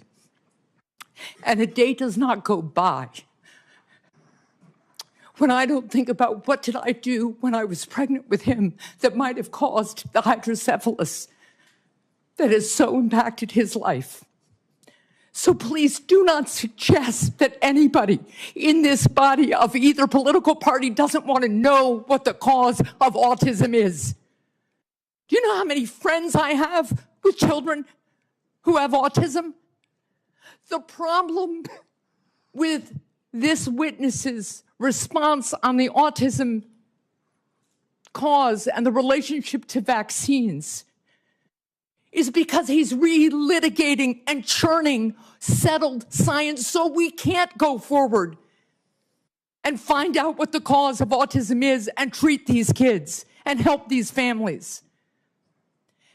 Mr. Kennedy, that first autism study rocked my world. And like every mother, I worried about whether, in fact, the vaccine had done something to my son. And you know what?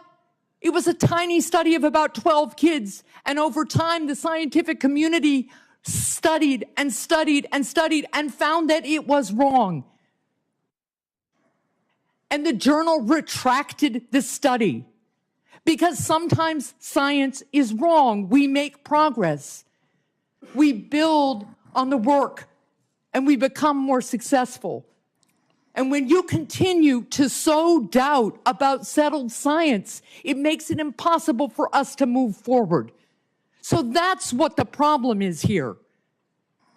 It's the relitigating and rehashing and continuing to sow doubt so we can't move forward, and it freezes us in place. Now let me move on to my other concerns from yesterday's hearing. During yesterday's hearing, you really showed a lack of knowledge about Medicare and Medicaid. So what is Medicare Part A? Medicare Part A pays mainly for primary care or physicians, and then Medicare. No, so it is about, Medicare Part A is seniors coverage for inpatient hospital care. What's Medicare Part B? For physicians and doctors. Medicare care Part D That is coverage for for outpatient care and home health. So what is Medicare Part C? Medicare Part C is a program where it's the full menu of all the services, A, B, C, and D for Medicare. It is Medicare Advantage, which it's the private insurance option for seniors on Medicare. So, Mr. Kennedy, you want us to confirm you to be in charge of Medicare, but it appears that you don't know the basics of this program. So let's turn to Medicaid. No, I had to correct you on several things. Oh, you let's just turn added to information, Medicaid. Yesterday, Senator. You didn't said correct me. I didn't get it wrong. Mr. Kennedy, my time is limited, and I hope the chair will give me Is a this couple of more question, minutes. Senator? Yes, Medicaid. All right, because you're let's giving me turn very to little time Medicaid. to answer one. Let's turn to Medicaid. Medicaid, you said yesterday to Senator Cassidy, Medicaid is fully paid for by the federal government, and it's not fee for service. That statement is false. Do you now understand that that statement is false, yes or no? That Medicaid is paid for by the federal government? I believe that. You said it is fully paid for. Medicaid, in fact, sir, Well, is no, a federal-state partnership. The state has a partnership. Right, so you were Right. wrong yesterday, so you're acknowledging that Well, that statement was false, right? I misstated something. All right, good. So yesterday, when you were questioned about Medicaid, you repeatedly dodged questions by saying you want to make it better. Republicans are circulating a proposal that would end Medicaid expansion in some states, including in New Hampshire. So I will submit this for the record, but it is important to me to understand whether you believe that taking Medicaid away from 60,000 people in New Hampshire would make Medicaid better. And would it make New Hampshire healthy again? I'll submit that for the record. Thank you, Mr. Chair. Senator Tuberville. Thank you. Thank you, Mr. Chairman. Thank you, Mr. Kennedy, for being here. Being a few months older than me, I'm going to be respectful to your elders. Not by much. Yeah, not by much, that's right. But thank you. Look at this room. We hadn't had a full room in here since I've been in here 4 years on any hearing. Thank you for bringing the light to what this is all about. It's about health in our country. there might have been a half a dozen people in the last Health and Human Services nominee. Nobody was interested. Lawyer who worked from home in California, didn't do a damn thing in terms of what we needed when COVID was full steam. So thank you. Thank you for getting our young people involved. My two boys, 28 and 30, a year or so ago, they were going to vote for you for President of the United States. You know why? Because you're trying to save their group of people from the chemicals and the things that we have in our food. They're fired up about it. And you brought light to that. And thank God you've done that. You brought importance to what we're doing. You know, I coached for 40 years. In the last 4 or 5 years I coached, I'd never seen like the run on drugs our young people are being given by doctors across this country.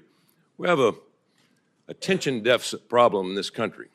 You know, attention deficit, when you and I were growing up, our parents didn't use a drug, they used a belt and whipped our butt, you know, and told us to sit down. Nowadays, we give them Adderall and Ritalin. It's like candy across college campuses and high school campuses. Mr. Kennedy, what are we going to do about that?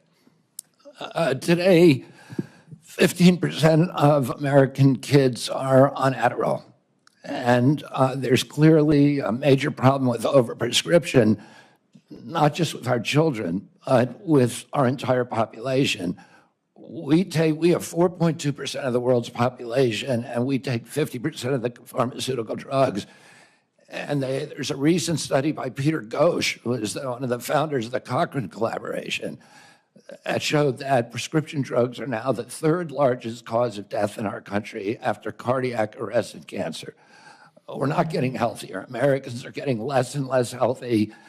70% of pharmaceutical profits globally come from our country, which has 4.2% of the world's population. We're the only country that allows full-scale pharmaceutical ads on TV.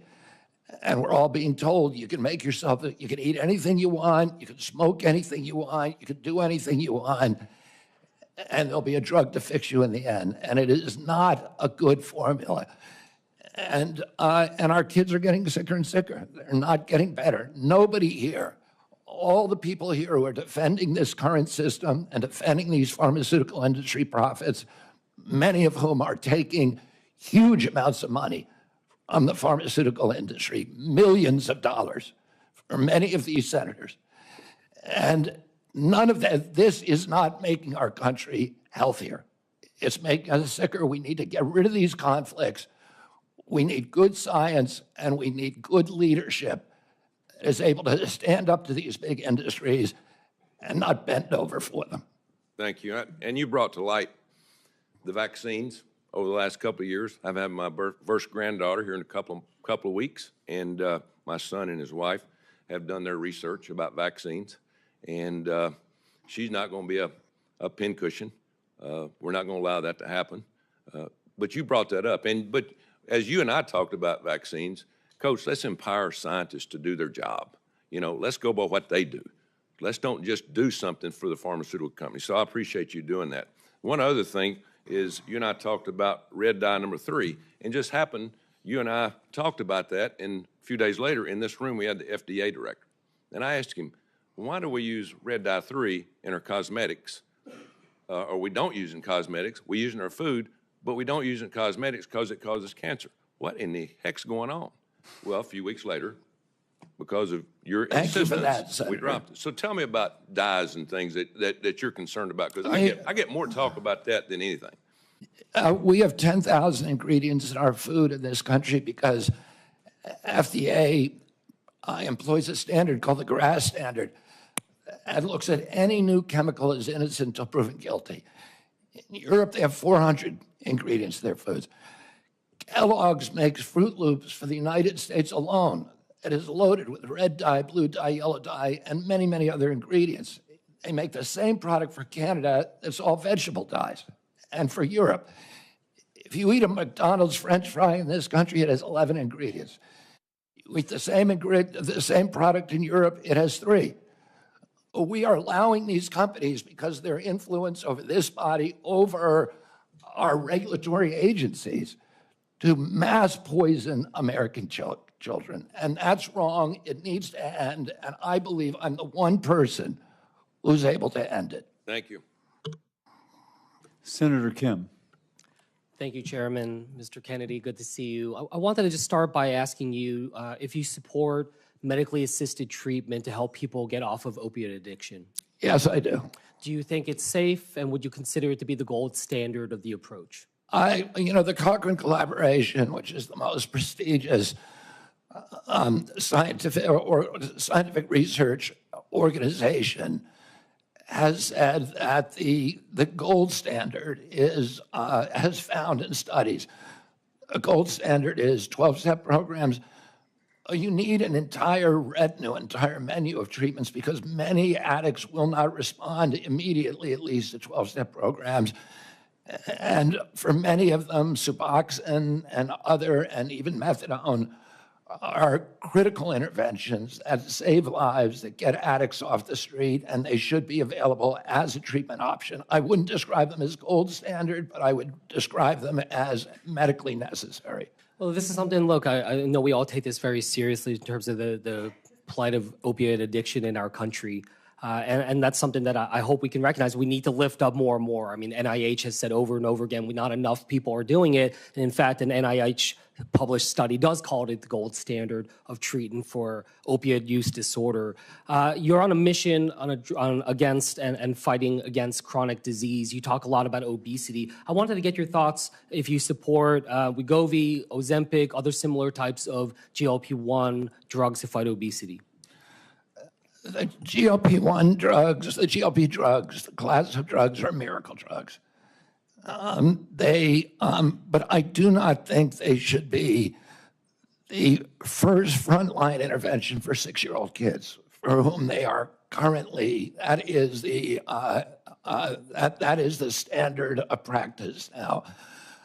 If every American who qualifies for GLP by being overweight, 74% of our population asked for them, and the federal government was paying for it. It would cost over $1 trillion a year.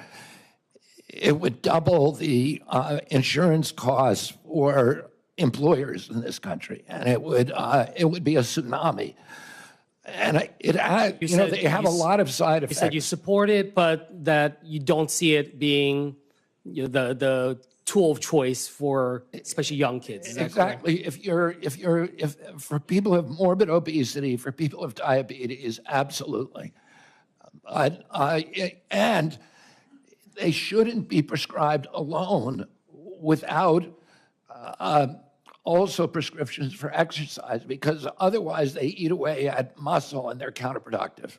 They go after muscle first. Yeah. They have all kinds of bad side effects. About half the people on GLPs get off of them after 2 years, and then there's problems when you get off them. So it is a miracle. Okay, go ahead. Yeah, I wanted to move on to just clarify some statements you made in the past. In the past, you said, quote, Wi-Fi radiation does all kinds of bad things, including causing cancer. Do you still stand by that statement? Yes, or I won a case in front of the Court of Appeals against the FCC on that very issue. And 5G, do you feel the same way about 5G? Well, I'm just saying electromagnetic radiation does. And RF, you think, causes. Another issue that comes before your work, if you were to be confirmed. And let me just clarify that. It changes DNA, and there are scientific studies that have linked it to cancer, many of them. But it does other things that are, including neurological injury, that are kind of the other frontline injuries that we're most concerned about and that are best documented. One other issue that comes before your work, if you're confirmed, I wanted to ask if you would support and continue and expand CDC's role in collecting and disseminating data on firearm mortality in the United States, something that I believe that we need to study the causes of mass shootings. We need to study all the causes. When it came to, you said earlier in response on avian flu, you would continue the investments, that you would support vaccine development. I just want to clarify, does that mean you support investments in mRNA vaccine research and development? I'm not going to pick a vaccine right now, I need to look at all the data. I need to look at safety data and efficacy data, but I'm going to continue research on every kind of vaccine. Mr. Chair, I yield back. Thank you, Senator Kim. And now Senator Banks. Thank you, Mr. Chairman. Mr. Kennedy, President Trump just won a historic election victory, and you were a big part of it. At the outset of the hearing, you talked about those Maha Moms, that coalition that you led, that movement that was behind you, that supported President Trump on Election Day, giving him one of the biggest electoral college votes in my lifetime. You were a part of that. The voters voted for President Trump. And President Trump, by the way, is a man of his word. He always follows through on what he says he's going to do. And one of the things that he said he was going to do was put you front and center in this administration to make America healthy again. And that's why, at the end of the day, a lot of those moms have been here yesterday and today from Indiana to support you in this movement.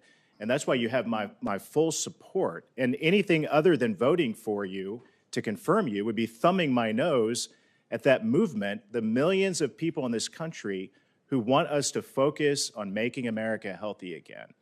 One of the things I've thought a lot about, I serve on the Armed Services Committee as well. I just left another hearing with the nominee to be our new Secretary of the Army, is the national security risk of an obese nation. 70% of our kids are not eligible today to serve in the United States military. And the Army 2 years ago was 25% off of its recruitment goals, and obesity among our kids is one of the reasons why. And I think you would agree, my first question for you, this epidemic in this country is as much of a public health risk as it is a national security risk. Would you agree with that? Absolutely, Senator. And like I said, well, I didn't say this. When my uncle was president, 3% of Americans were obese. And today, 74% are obese or overweight. In Japan, 3% are obese. So other nations, what we're seeing here is not happening elsewhere. And American kids did not suddenly get gluttonous and lazy. Something is poisoning them. And we need to figure that out. And then we need to end those exposures.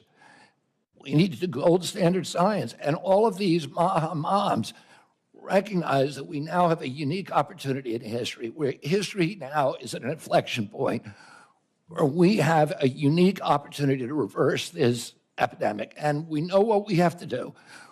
We have to study the additives. We have to end the conflicts of interest on the nutrition panels and on the drug panels that are loaded with people who have corrupt entanglements with the industries they're supposed to regulate, that have turned these agencies into sock puppets for the industries they're supposed to regulate. We need somebody who can come in, who can break that inertia. We are attracting the most talented group of people who work in NIH and CDC and FDA in modern history.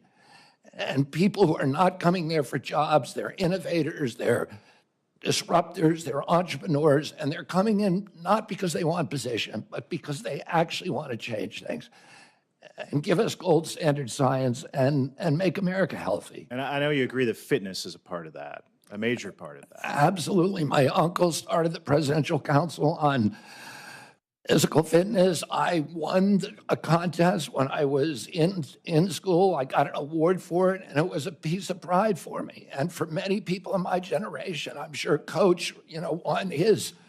I want to move on. I want to move on to another national security threat. The biggest existential threat to America is the Chinese Communist Party. And right now we're importing 1/3 of our medicines from China. And even more of our generic drugs come from China. It's a public health risk and a national security risk. What can you do as HHS Secretary to reduce our reliance on China and help our domestic manufacturers? This is a huge priority for President Trump. He sees this as perhaps our greatest national security vulnerability. And over the past few years, so much of our essential medicines, the production of them and the supply chains have been exported to China. And it's a crisis now in our country. If there is a pandemic, if there is a war, if there's any conflicts, China will now be able to ransom American health. And that is not a good situation. We need to bring that production home, and President Trump is committed to doing just that. Well, sir, I think you're going to have a tough job. You have my full support, but you've got lawmakers against you. You're going to have bureaucrats against you. You're going to be working with the limits of the administrative state at the department. But I'll have your back, and I want to work with you to get it done. Thank you, to Senator. support this movement. Thank you. I yield back. Senator Blunt, Rochester. Thank you, Chairman Cassidy and Ranking Member Sanders. Mr. Kennedy, during our meeting, you shared your vision for the department, and we discussed priorities important to my home state of Delaware. But I must say, as a former cabinet secretary and a health official in my state, and listening to your answers today in this hearing, I am deeply concerned and shocked by your apparent lack of understanding of, frankly, some of the basic responsibilities of the department. It's one of the largest, most complex, and it is vitally important. And yesterday, during your finance hearing, and today, you confused details about Medicare and Medicaid. You didn't know what authorities you have under the Emergency Medical Treatment and Labor Act, known as EMTALA, and you made false claims about the safety of mifepristone. However, what concerns me the most as a mom and a first-time grandmother is your decades-long track record of promoting vaccine misinformation and profiting from it, despite the harms that it may cause to American children. And with that, I'll turn to my questions. In yesterday's hearing, you did not seem to know anything about EMTALA, even though I raised it with you during our meeting last week. So I'll give you another opportunity. Yes or no, do you believe that a person presenting to an emergency room with a severe illness should have any type of emergency care needed to save their life? Any American who the Yes law or no? says, Yes. I'm answering the question. Any Yes or American, no was the direction. under the law, every American who presents to an emergency room must be treated, and I can enforce that law, and I believe that's the right thing to do. Do you agree that a person who is experiencing severe pregnancy complications should be able to receive emergency care to save their life if that care is an abortion? My understanding of President Trump's policy is that I'm not asking women, you President Trump's policy. I'm asking you, what do you believe? If it's necessary to save the life of the mother. Okay, so you of do course, believe, yes. yes, they should. Do you commit to ensuring that pregnant women will have access to all necessary emergency care, including an abortion, if it is required to save their life or preserve If it's their required health? to save their life. And would you agree that the ability to provide quality emergency care for pregnant women is essential to preventing maternal mortality?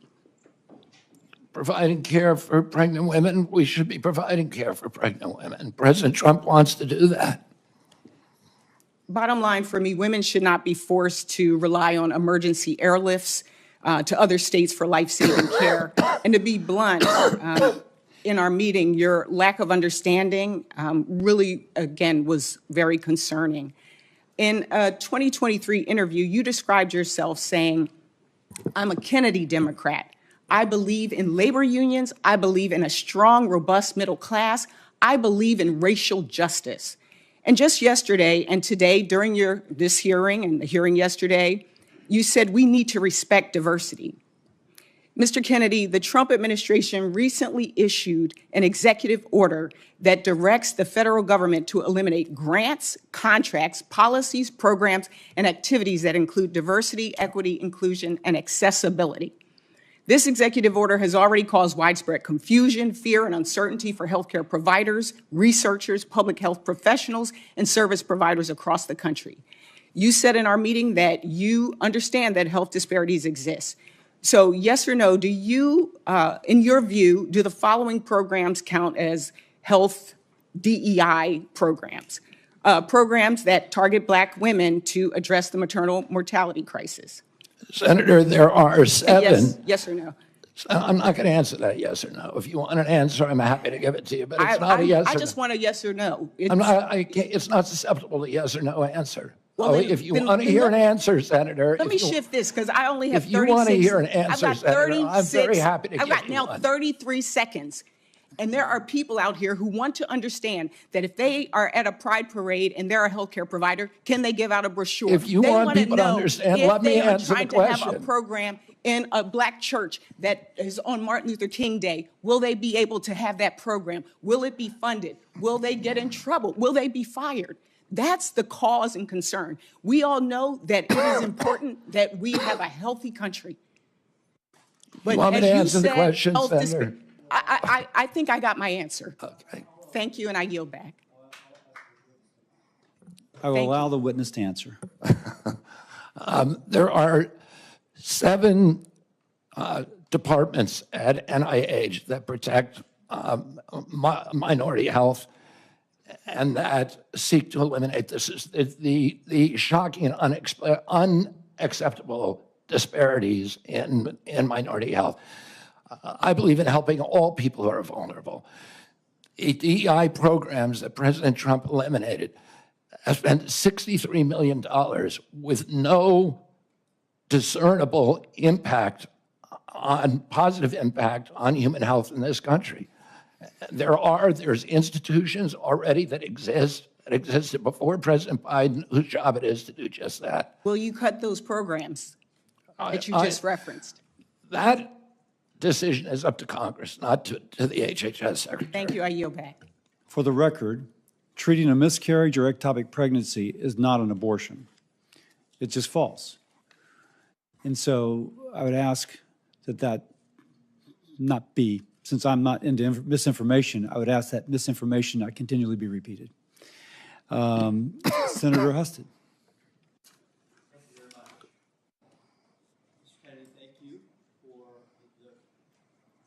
There we go. Thank you for the work that you have done to create awareness about the food we eat and how it affects our health, particularly with our children. And you have helped put that on the American agenda, rightfully so, and I appreciate that. I want to share with you a few statistics. According to the CDC, obesity prevalence is around 42% among adults with lower incomes compared to 31% among higher income individuals.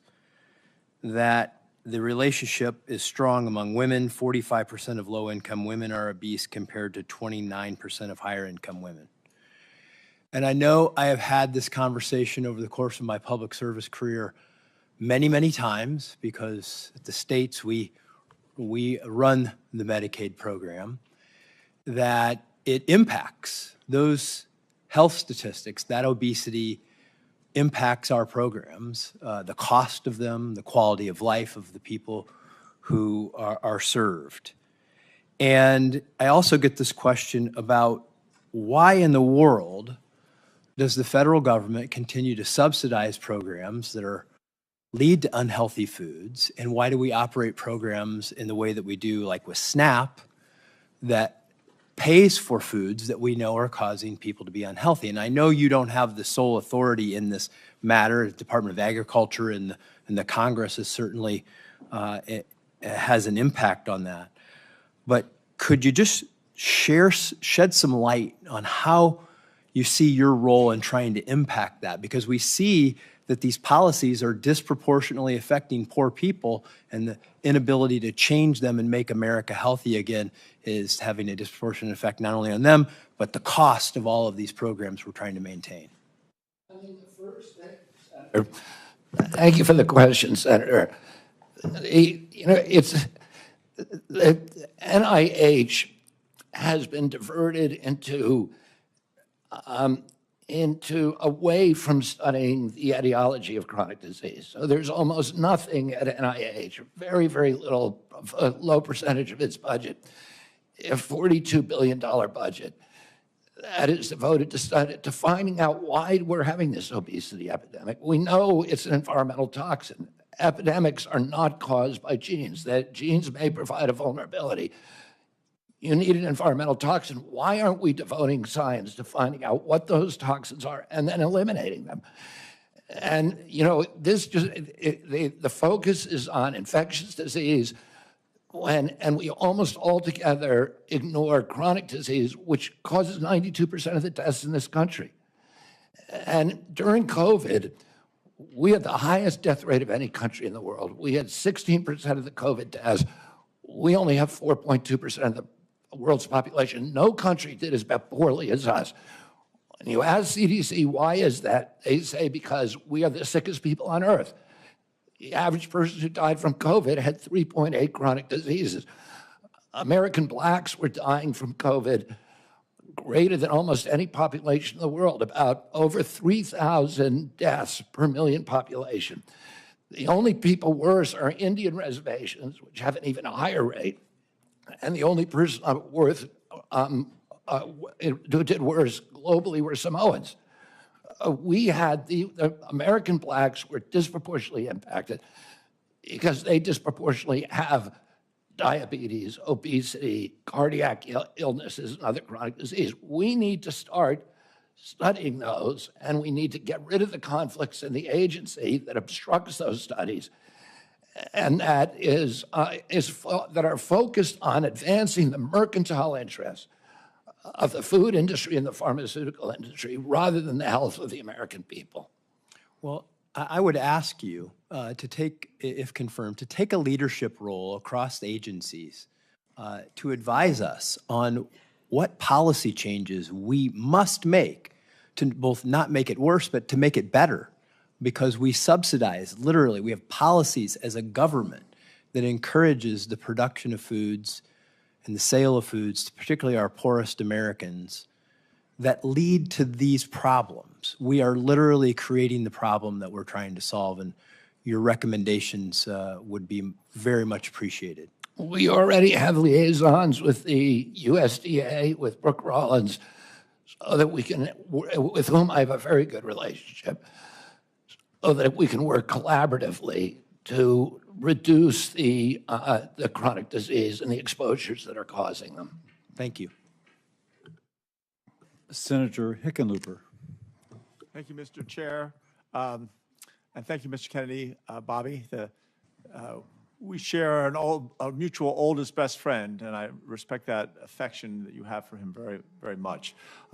You did talk a little longer in your introduction, so I'm going to try to urge concision, because I've got 3 or 4 questions. As I said when we met, I'm still very concerned about the issues around vaccination. But I thought I'd start with the ability of Medicare to negotiate drug prices, which was finally okayed in 2022. We'll save Medicare plan $100 billion in the next 10 years, probably $1.5 billion out of consumers' pockets, Medicare patients, in just 2026 alone. Yesterday, you said that the Trump administration had issued a statement to lowering the cost of prescription drugs and continuing the negotiation program.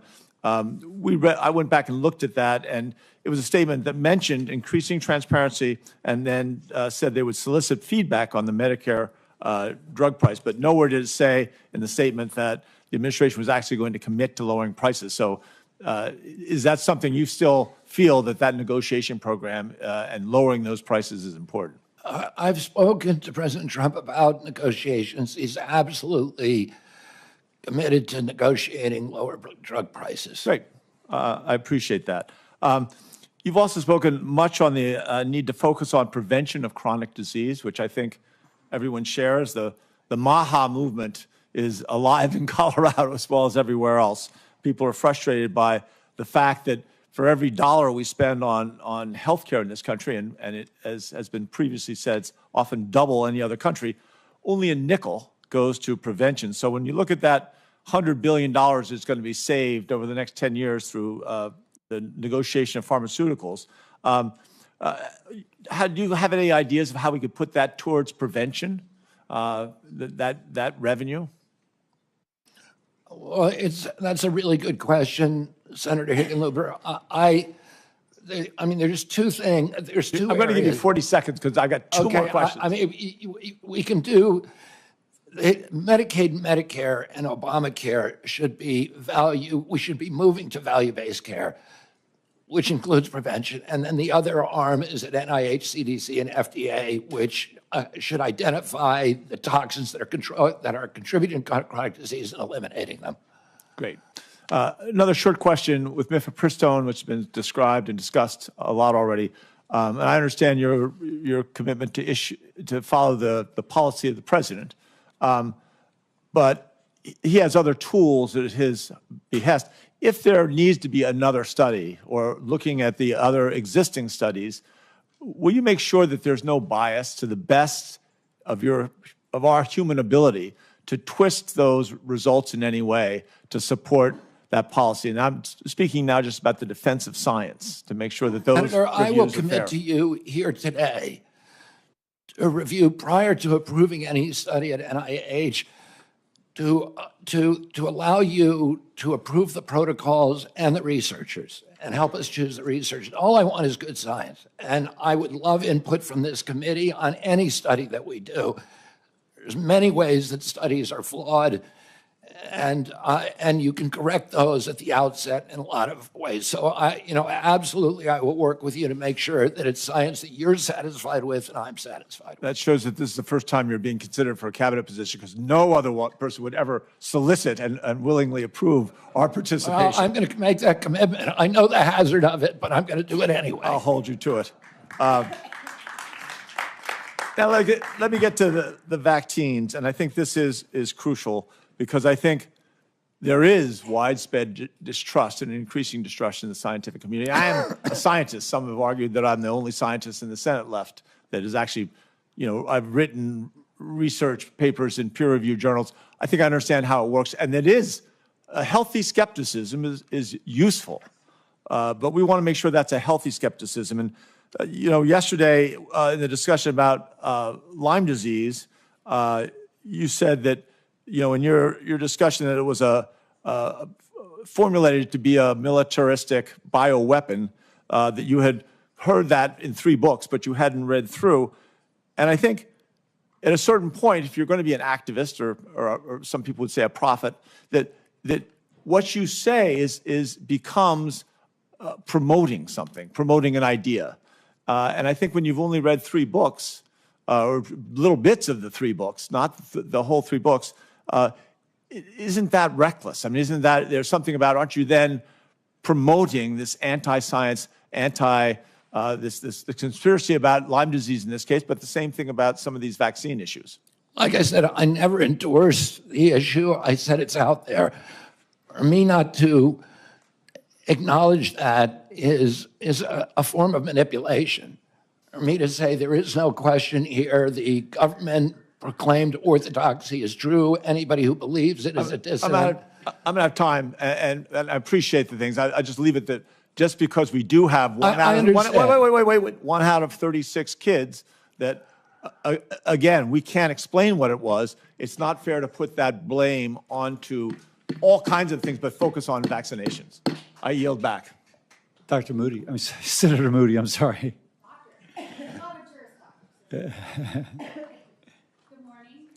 Joining us, and thank you for sitting down with me and spending so much time with me in my office. It has been an overwhelming week. I am the junior-most senator on this committee, and certainly you treated me no differently than the chairman, and I am grateful to you for that.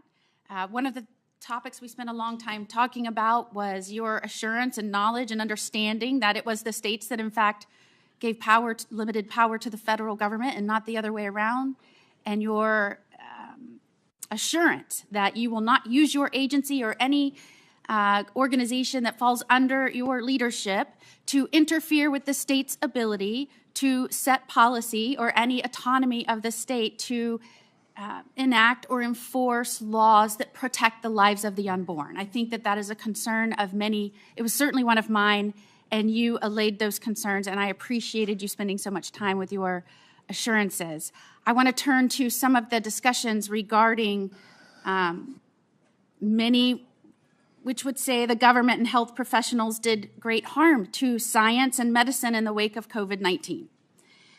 America, I believe, is at a crossroads where unfortunately things that used to not be particularly political, like science and medicine, are now politicized to the point where reality is distorted. What you believe has little to do with truth or facts and everything to do with your party. My hope is that you, Mr. Kennedy, and President Trump's other appointees will break this cycle that is threatening America and destroying its promise. Certainly, while I was the Attorney General of Florida, I had the responsibility in numerous areas to seek the truth and bring justice. Working with Governor DeSantis and other leaders, we launched grand jury investigations. And I want to bring your attention to one of those grand jury investigations that dealt with COVID-19 and the actions of government officials and Big Pharma. And remember that a grand jury investigation is made up of lay people, 18 in this instance that were brought from different communities in Florida. And I just want to read into the record one paragraph for your consideration. Much of the goodwill by the COVID-19 vaccines was squandered in the following years as sponsors and federal regulators collaborated to push out booster after booster based on shallow, inaccurate safety and efficacy data, sidelining their own ombudsman to get doses of these vaccines into the arms of every American, regardless of their underlying risk from the SARS-CoV-2 virus. Erstwhile gatekeepers became cheerleaders as federal regulators, with the trust of the American people, dragged their feet in publicly confirming important safety signals and then sanctioned long delays in mandatory post-marketing studies involving those very same signals. Sponsors abused the scientific journal system and regulatory reporting requirements, delaying public disclosure of serious adverse events from their clinical trials for years, and I could go on. Mr. Kennedy, as Secretary of Health and Human Services, will you use your position to squelch medical or scientific views with which you disagree?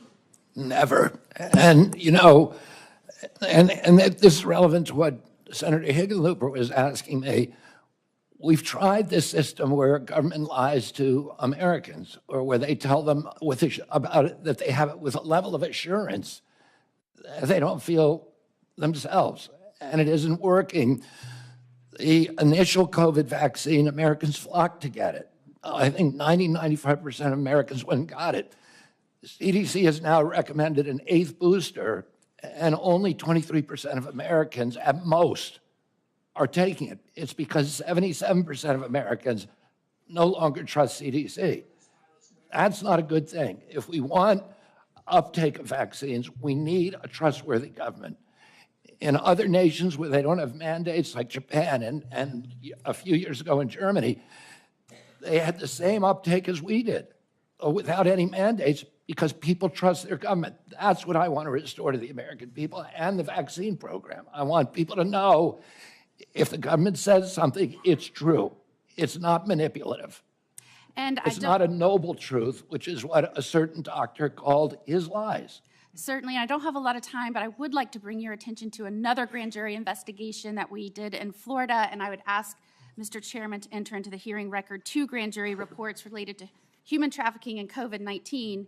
Do I have your commitment that any organization under your purview will work with the states, not impede our investigations, to ensure that children that are in this country, that are minors, that are under your purview, that you will communicate with us so that we can have the information to make sure that they are safe, unlike in an investigation where Biden blocked us in this administration at every turn to keep us from getting information showing that they trafficked children that were brought into this country and lost dozens, tens of thousands of children, lost track of them, and never gave us in DCF in Florida the information so that we could protect them. To have your word that you will protect children if you're given that responsibility. Absolutely. And President Trump is determined to find the 300,000 children who were lost over the past 4 years and to return them to their parents. That's it. Thank you. Without objection, it can be entered into the record. Senator Markey. Thank you. Yesterday, under oath, you told my colleagues on the Senate Finance Committee that when you went to Samoa in June of 2019, it, quote, had nothing to do with vaccines. Will you confirm again today that the trip had nothing to do with vaccines? My purpose in going down there had nothing to do with vaccines. Well, I have in my hand a blog post in 2021 in which you say the anti-vaccine group Children's Health Defense, which you ran, offered to fund the purpose of the trip to Samoa. And in the same post, you state that the trip was ultimately arranged by an anti-vaccine activist. And during the trip, you met with an activist who later compared vaccine mandates to Nazi Germany. And during that trip, you also discussed vaccines with the Prime Minister and the Director General of Health of Samoa. The Director General of Health said you specifically discussed your views on vaccine safety fears. And with unanimous consent, I will submit those blog posts, Mr. Chairman, into the record. Without objection. Can I reply to that, Senator? I'm going to ask you, I'll ask you again. Did the trip have nothing to do with vaccines, as you told my colleagues at Nothing Senate to do Finance with yesterday? vaccines. And if you want me to explain, I will. Did it have anything to do with vaccines? No, it did not. It did not. Well, My purpose in the trip was not to. I ended up having conversations with people, some of whom I never intended to meet. well, again, an anti-vaxxer helped finance your trip. Well, you call them an anti-vaxxer. That's not what they would call themselves.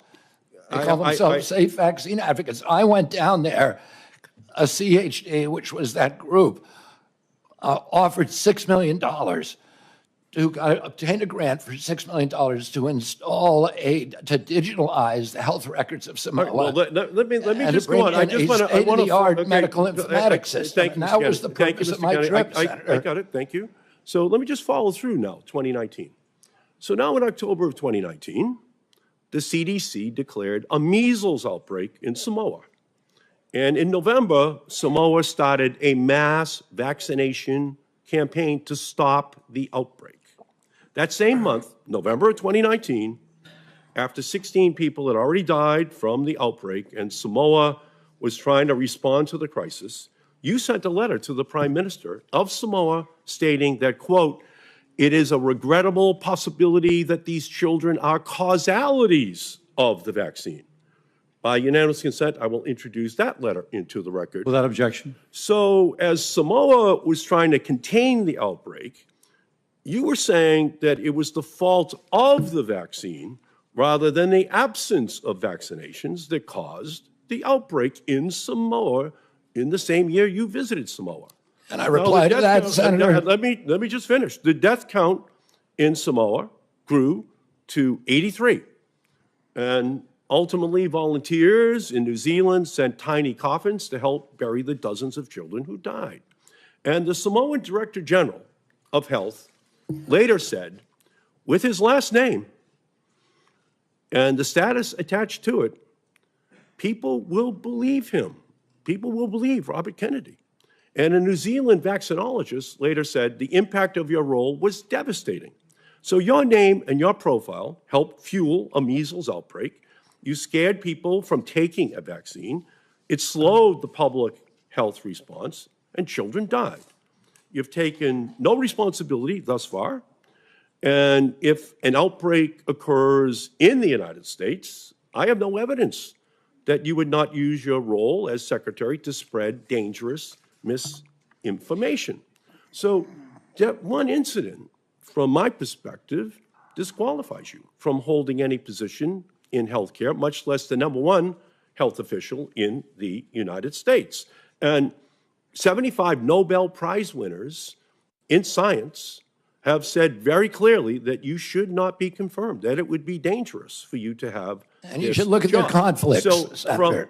So You should look at their conflicts of those individuals. Well, 75 And you should Nobel, look at who financed that letter. 75 Nobel Prize winners, and by the way, a high percentage of the medical community in Boston, the health capital of the United States and the world, have said the same thing about your qualifications. They're saying to me they don't want tiny coffins as well. Neither do I. So that's the basis of my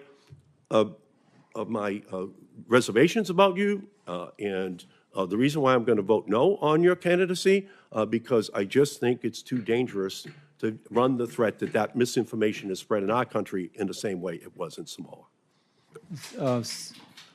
Senator Murkowski, and let me compliment Mullen and Murkowski. They've stayed here the entire conference, and they're not obligated to, like the two of us, not that we wouldn't have otherwise. But Senator Murkowski, you please. Thank you, Mr. Chairman. And I think these are exactly the types of forums that we all need to be engaged in from start to finish, because Can you speak up, Senator there Murkowski? has been there's been considerable discussion here about many issues, certainly a lot about vaccines. I care deeply about making sure that our vaccines are safe, the efficacy of them, the availability of them, how we disseminate them is particularly important in a very, very rural state like mine. You have experience there, you understand that.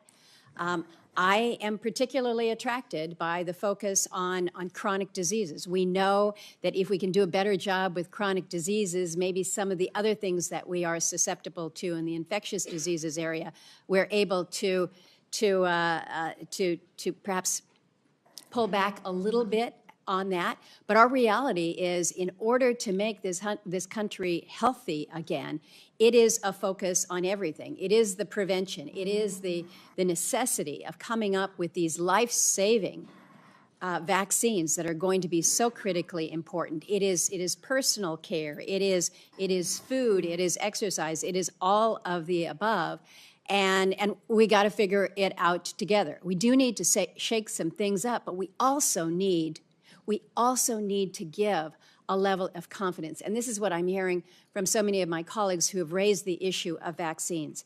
We have made some considerable gains in my state of Alaska with vaccinating the many people in very rural areas where one disease outbreak can wipe out an entire village. We saw this in 1918 with the Spanish flu, and that's why everyone was rattled to the core. Villages were shut down entirely during COVID because of the fear of transmission. And so they're looking for these life-saving ways and means. And so when there is a lack of confidence, when there is a doubt, it's like, well, what do I do? And so we're pulling back then on, again, these areas where we can work to prevent some of these deadly diseases that we thought we had wiped out years ago. We have dramatically reduced diseases in my state like Hep A and B and meningitis. We're just now getting through a tough bout of whooping cough that came around to the state. Now there's a scare in the peninsula in Alaska about a measles outbreak. So we can't be going backwards with our vaccinations that will allow for this level of prevention and protection. So I'm asking you, you are clearly an influencer. You are clearly an influencer. You would not be in this position today.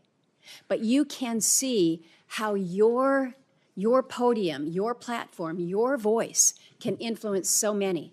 So I am asking you on the issue of vaccines specifically to please convey with a level of authority and science, but also with a level of conviction and free of conflict and free of political bias, that these are measures that we should be proud of as a country. Proud of as a country. Look to what President Trump was able to do with the COVID vaccine. It was extraordinary, and it did save lives. I need time for a question, so I'm asking you to focus on how you can use your position to provide for greater levels of confidence to the public when it comes to these life-saving areas. So I'm going to pivot to a question that you can answer. This relates... I can answer that one, too. No, I know, but I have 43 seconds, and no one has talked about our Native populations. When you look at our health statistics, whether it's Alaska Natives or whether it is American Indians, our health statistics in this country, you know very well, because we talked about them, are not where they need to be. And it's in all categories. It's infectious disease, it's tuberculosis, it's Hep C, it's mental health, it's depression, it's substance use, it's sexually transmitted diseases, it's hypertension, stroke.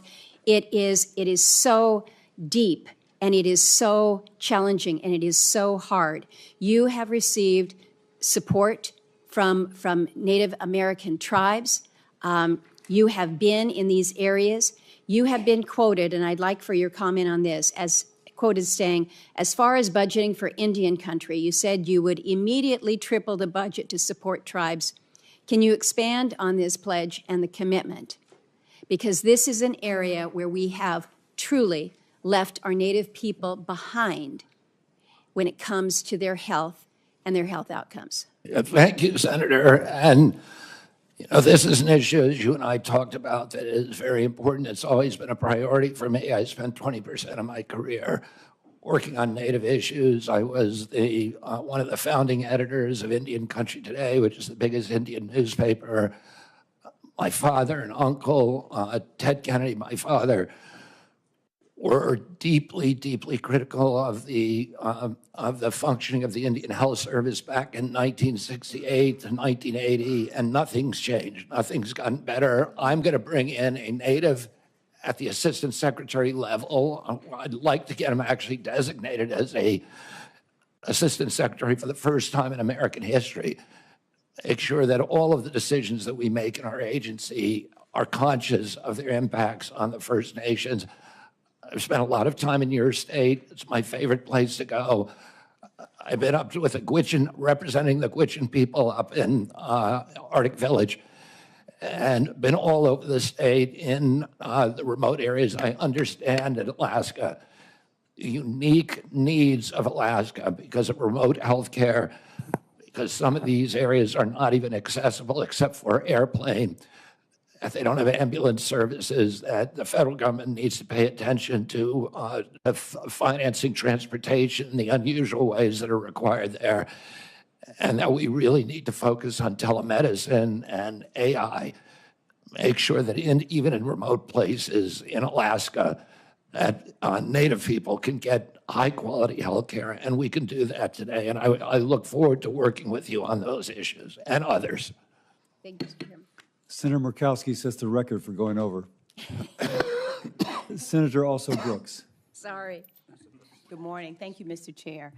Mr. Kennedy, I was struck by your comments during our meeting last week. What? I was struck by your comments in our meeting last week where you made it abundantly clear to me that you intended to clean house of the professional scientist at the National Institutes of Health, which you know is headquartered in the state of Maryland and employs thousands of hardworking Marylanders. I, for the record, believe in scientists and I believe in doctors, and I trust them over politicians without medical degrees. You talked about bad science and bad scientists, and in fact, you specifically said to me in response to my question that you intend to replace the bad scientist with the good scientist. And so I want to ask you, in your opinion, what makes a scientist or a doctor qualified to serve at the National Institutes of Health? A scientist who's devoted to empirical methodology, to evidence-based science, scientists who understand the importance of replication, the importance of publishing raw data and being open and transparent about it, the importance of publishing peer review. We have, NIH has overseen over the past several years the precipitous decline in American health.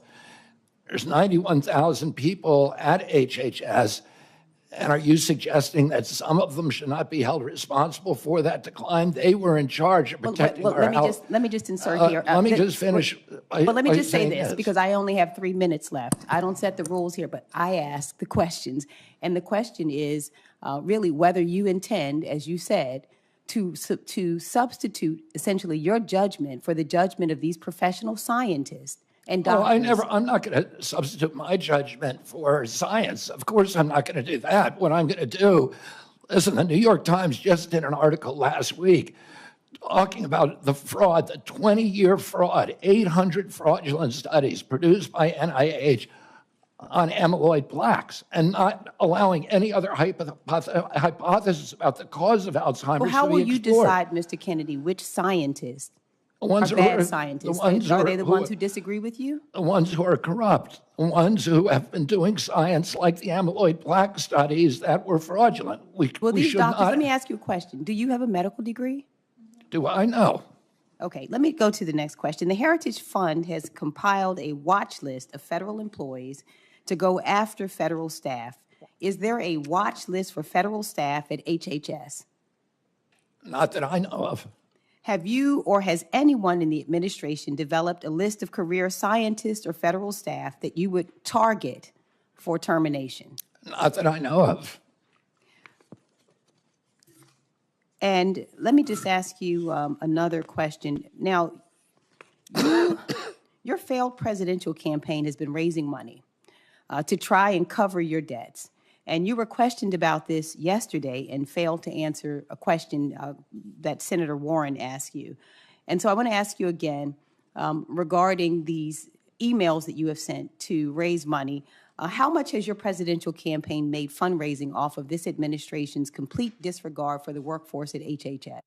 Excuse me? I didn't hear the question. The last part. How much money has your presidential campaign made off of fundraising, off of this administration's complete disregard for the workforce at HHS? Zero. Okay, Mr. Chair, I'd like to ask unanimous consent to enter into the record 2 emails from this week and the week before regarding fundraising that you are currently doing through your presidential campaign. Without objection. And finally, I want to ask you, I have you said you were on a show on February 26, 2021, an interview with Dr. Judy Mikovits, where you said the following, and I quote, "We should not be giving Black people the same vaccine schedule that's given to whites because their immune system is better than ours." Can you please explain what you meant? There's a series of studies, I think most of them by Poland, that show that to particular antigens that Blacks have a much stronger reaction. There's differences in reaction to different products by different races. So I have 17 seconds left. Let me just ask you then. So what different vaccine schedule would you say I should have received? What different vaccine schedule should I have received? I mean, the Poland article suggests that Blacks need fewer antigens. And this is so dangerous. You get the same measles vaccine. Mr. Kennedy, with all due respect, that is so dangerous. Your voice would be a voice that parents would listen to. That is so dangerous. I will be voting against your nomination because your views are dangerous to our state and to our country. I mean, do you think science is dangerous, Senator? This is published, peer-reviewed studies. I yield. Senator Collins, who would have been here the whole time, but she was in an Intel committee. So Senator Collins. Thank you, Mr. Chairman. Mr. Kennedy, welcome, first of all. I agree with you that there needs to be more focus on chronic diseases like diabetes, like Alzheimer's. But it concerns me when I read a quote from you that says, "I'm going to say to NIH scientists, God bless you all. Thank you for your public service. We're going to give infectious diseases a break for about 8 years." Don't we need to do both? Yes, absolutely, Senator. The problem is there's been an imbalance. We've devoted all of these dollars to infectious disease and to drug development to make NIH an incubator for the pharmaceutical industry, and very little to chronic disease. But chronic disease is 92% of deaths in our country. It's 9 out of every $10 we spend on our budget. Why aren't we devoting at least equivalent studies to determining the etiology of our chronic disease? It just seems like common sense to me.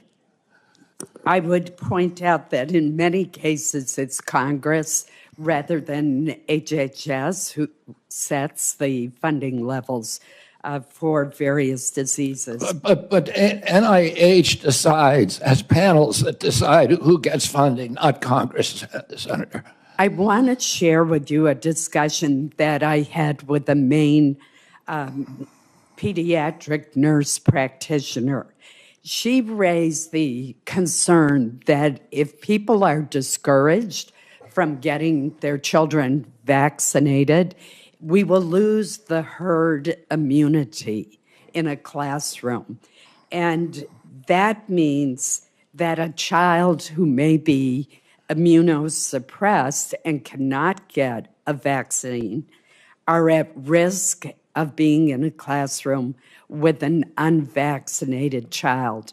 and thus at risk of getting the infectious disease because we've lost the herd immunity. What would be your response to that? My response is that vaccine uptake for the COVID vaccine, for example, is down to 23%.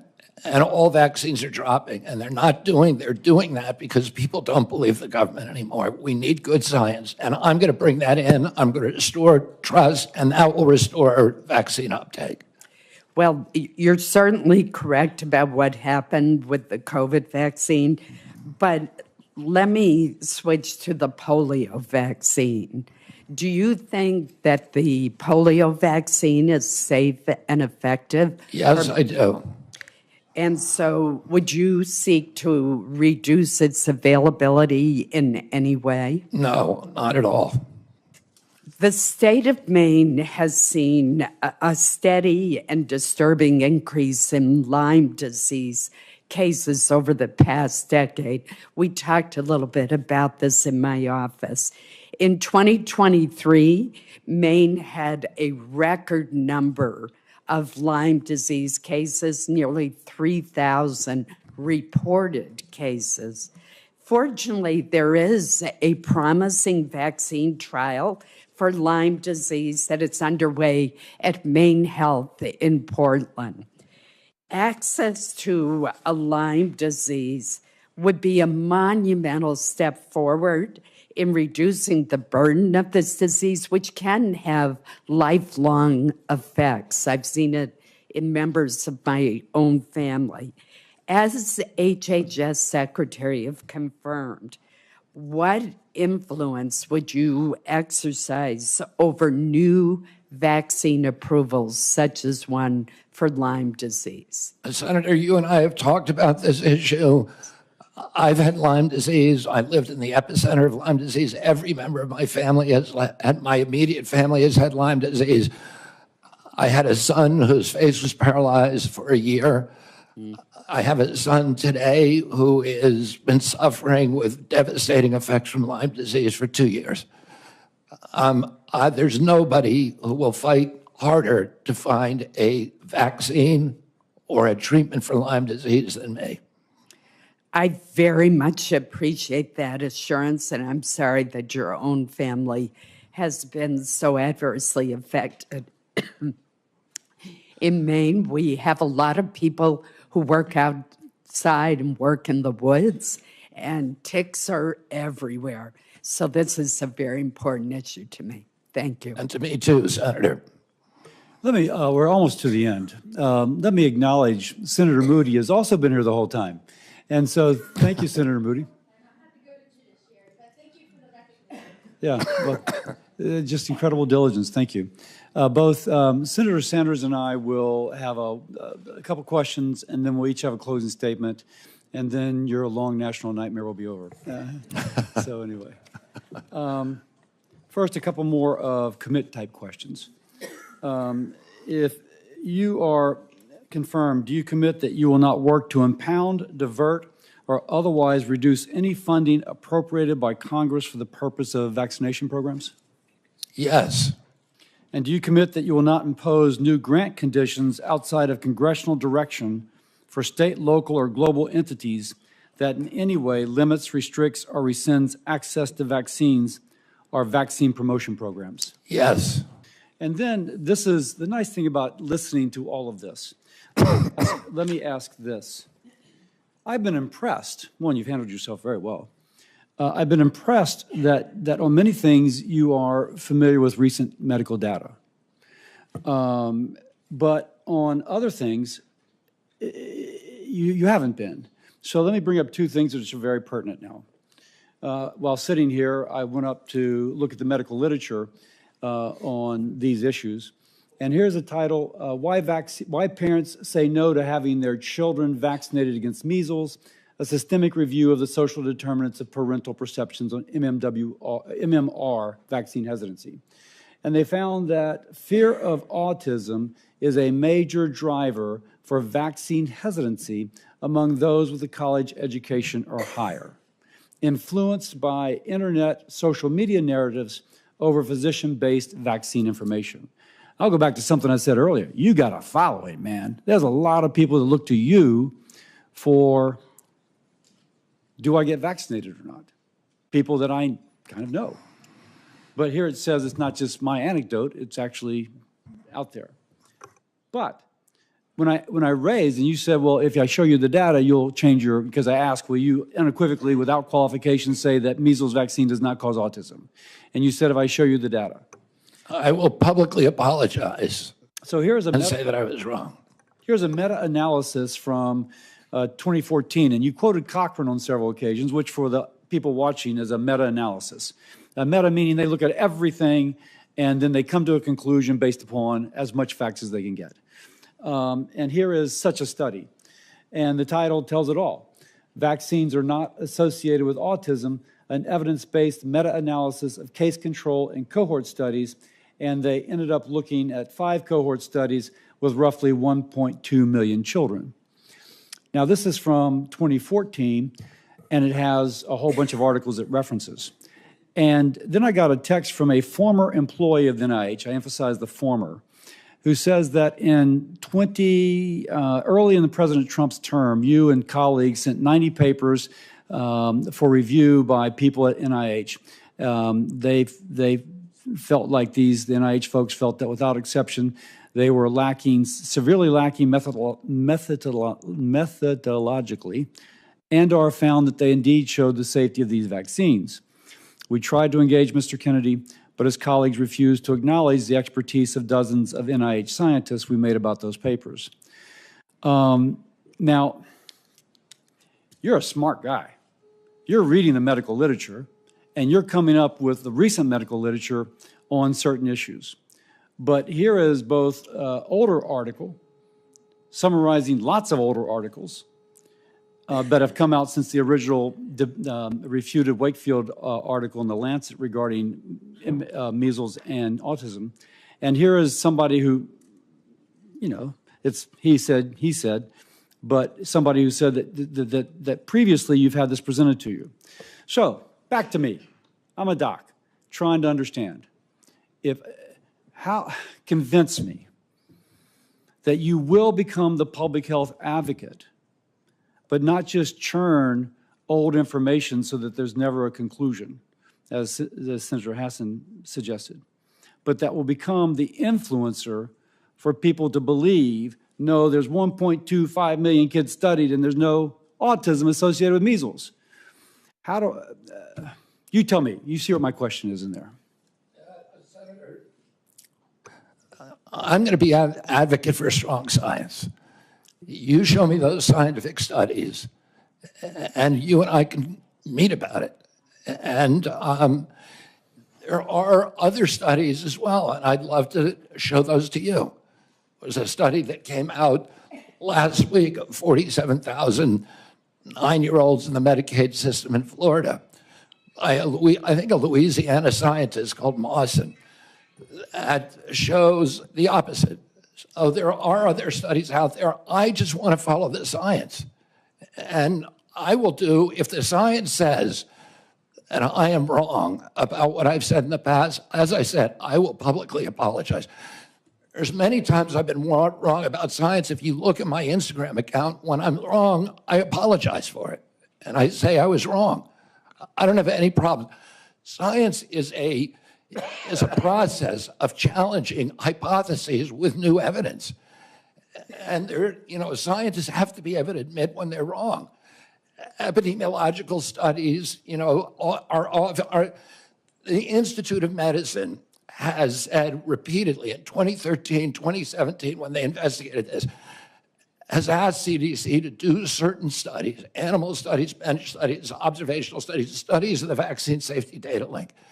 CDC has not done that.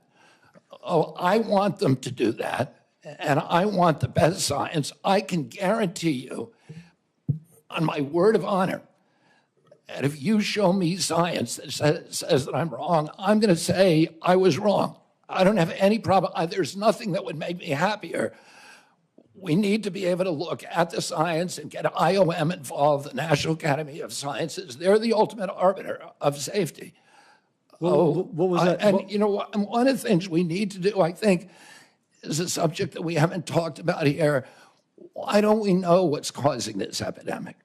Why hasn't the CDC been looking at other hypotheses to determine the etiology of why we've had this dramatic 1,000% increase in this disease that is destroying our kids? Is probably the biggest issue. Why don't we know the answer after 30 years of steady rises in autism rates? Why don't we know the answer to that? We should know the answer. What was that? What was that last article? Did you mention? That article is by Mawson, Mawson. And it's regarding measles and what? No, it looks at the entire schedule, and it says it's a study of 9-year-old boys, 47,000 9-year-old boys from the Florida healthcare data. Okay, let me, Senator Sanders.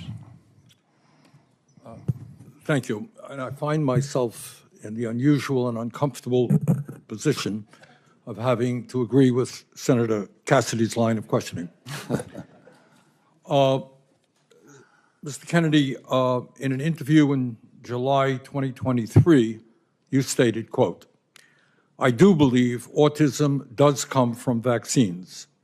And you have, the end of quote, and you have praised a gentleman named Andrew Wakefield for his research. What studies, you talk about the need to be science-based, to get our information, good information to make decisions. What studies have you utilized to come to the conclusion that vaccines cause autism? I'm happy to sit down with you. No, please, just answer me that. I mean, look at the Mawson study, Senator. The what? Yeah. Mawson, just look at that study. Yeah, I will, and that was published. But I don't want to, I wouldn't rest on a single study. Right. And all studies can be methodology. Don't mean to be rude. I don't have a lot of time. Just saying you would not be, I just heard you say you could not be happier if you were proved wrong. Mr. Chairman, I asked to put into the record 16 studies done by scientists and doctors all over the world saying that vaccines do not cause autism. Are you happy with that objection? Look at the IOM assessment of those 16 studies, Senator. The IOM has assessed them. But listen, let me get to it. Don't have a lot of time. I apologize. I'm happy to talk to you at another time. Don't have a lot of time. Let's talk about COVID. And I just want clarity on the issue. And again, I apologize. You have to be brief. We don't have a lot of time. Scientists have estimated that the COVID vaccine saved 3 million lives. President Trump said the COVID vaccine was, quote, one of the great miracles of the ages, end quote. You have said the COVID vaccine was the deadliest vaccine ever made, end of quote. Was the COVID vaccine the deadliest vaccine ever made? The reason I said that, Senator Sanders, is because there were more reports on the VAERS system, on the Vaccine Adverse Event Reporting System, which is the only surveillance system, that and VSafe. And there were more reports of injuries and deaths than any other, than all other vaccines combined. But was it the scientists said it saved 3 million According lives? to VAERS. I don't know, because we don't have a good surveillance system. So you disagree with the scientific community that... I'm agnostic because we don't have the science to make that determination. Really? Okay. Prescription drug prices in America, as you know. And by the way, I think President Trump did an extraordinary job on Warp Speed because he wasn't just focusing on that one intervention. He was focusing on... He called it a miracle, but you have cast doubts on its efficacy. All right. Prescription drugs. We're going to make America healthy. I agree with you that we need a revolution in the nature of food in America, physical exercise, et cetera. Very, very important. But there are people who are going to get sick, and they have to go to the doctor and find out why. 1 out of 4 Americans today cannot afford the prescription drugs their doctors prescribe because we pay by far the highest prices in the world for prescription drugs. We made some progress under the Biden administration of negotiating prescription drug prices with pharma. First time that's ever happened. Now, yesterday you told me that the White House was going to issue something affirming their support for continuing those Medicare negotiations. Turned out not to be quite accurate. They came up with some bland statement, could have been written by Farmer. Very specific questions. Do you believe and will you insist that Medicare continue to negotiate prices with the pharmaceutical industry so we can substantially lower prescription drug costs in America? President Trump has made it very clear to me that he wants to negotiate prices. Negotiate is a big word, Bobby. It's a big word. It's the word you just used, Senator. Yeah, but no, I use defend a particular law. Will you defend the law in the Inflation Reduction Act, which already is negotiating prescription drug prices? President Trump wants us to negotiate drug prices. He wants to But you're lower not- drug prices. So you're not telling me that you will defend the law that we passed, which has already had significant success? Well, Congress, look, I'm going to comply with the law, Senator. Congress passed the law. I'm swearing an oath to the Constitution. I'm going to comply You're with the going to have a laws. significant influence on healthcare policy if you are. And I'm going to confirmed. comply with the laws. Let me just say this in conclusion, Chairman Cassidy.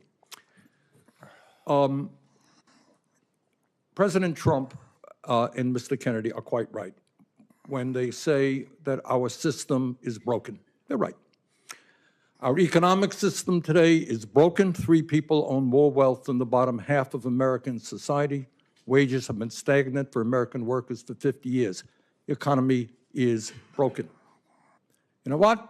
Our political system is broken and corrupt. You have a handful of billionaires in both political parties who contribute huge amounts of money to elect candidates in this room throughout the United States Congress. That is a broken political system and a real threat to democracy. Our healthcare system is broken. And it's broken for some of the reasons that Mr. Kennedy indicated. We have not paid attention to the fact that we have massive amounts of chronic disease. We have not answered the question why in the richest country in the history of the world, our life expectancy is lower than it is in countries far poorer than we are. So I think in many ways, President Trump and Mr. Kennedy have asked some of the right questions. Problem is their answers will only make a bad situation worse. So let me ask Mr. Kennedy again. If we want to make America healthy, will you assure the American people that you will fight to do what every other major country on earth does, guarantee health care to every single American? I'm going to make America healthier than other countries in the world right now. Will you guarantee do what every other major country does? That's a simple question. And by the way, Bernie, the problem of corruption is not just in the federal agencies, it's in Congress too. Almost all the members of this panel are accepting, including yourself, are accepting millions of dollars from the pharmaceutical industry. Oh, no, and protecting their interests. Oh, I thought that would come. No. I ran for president like you. I got millions and millions of contributions. They did not come from the executives, not one nickel of PAC money from the pharmaceutical industry. They came from workers. In 2020, you were the single largest because I had receiver of pharmaceutical money. Contributions from workers all over this country. Workers, you were the not a nickel from corporate PACs. You were the single largest acceptor of pharmaceutical dollars. No, from workers in 1.5 million. Yeah, out of 200 million. All right, but you have not answered, last question. You have not answered my question. Mr. Chairman, we're 3 minutes How do we make America healthy if you don't guarantee health Chairman, care we're literally people? 3 minutes over here now. Well, so are other how long people. does it keep going? At some time, you're just battering the witness, Bernie. Not battering the witnesses. I'm Yes, trying you to get are. an answer. And you're getting upset at him. You're going at him just like anybody else would. We'll come to order. Bernie, he's going over.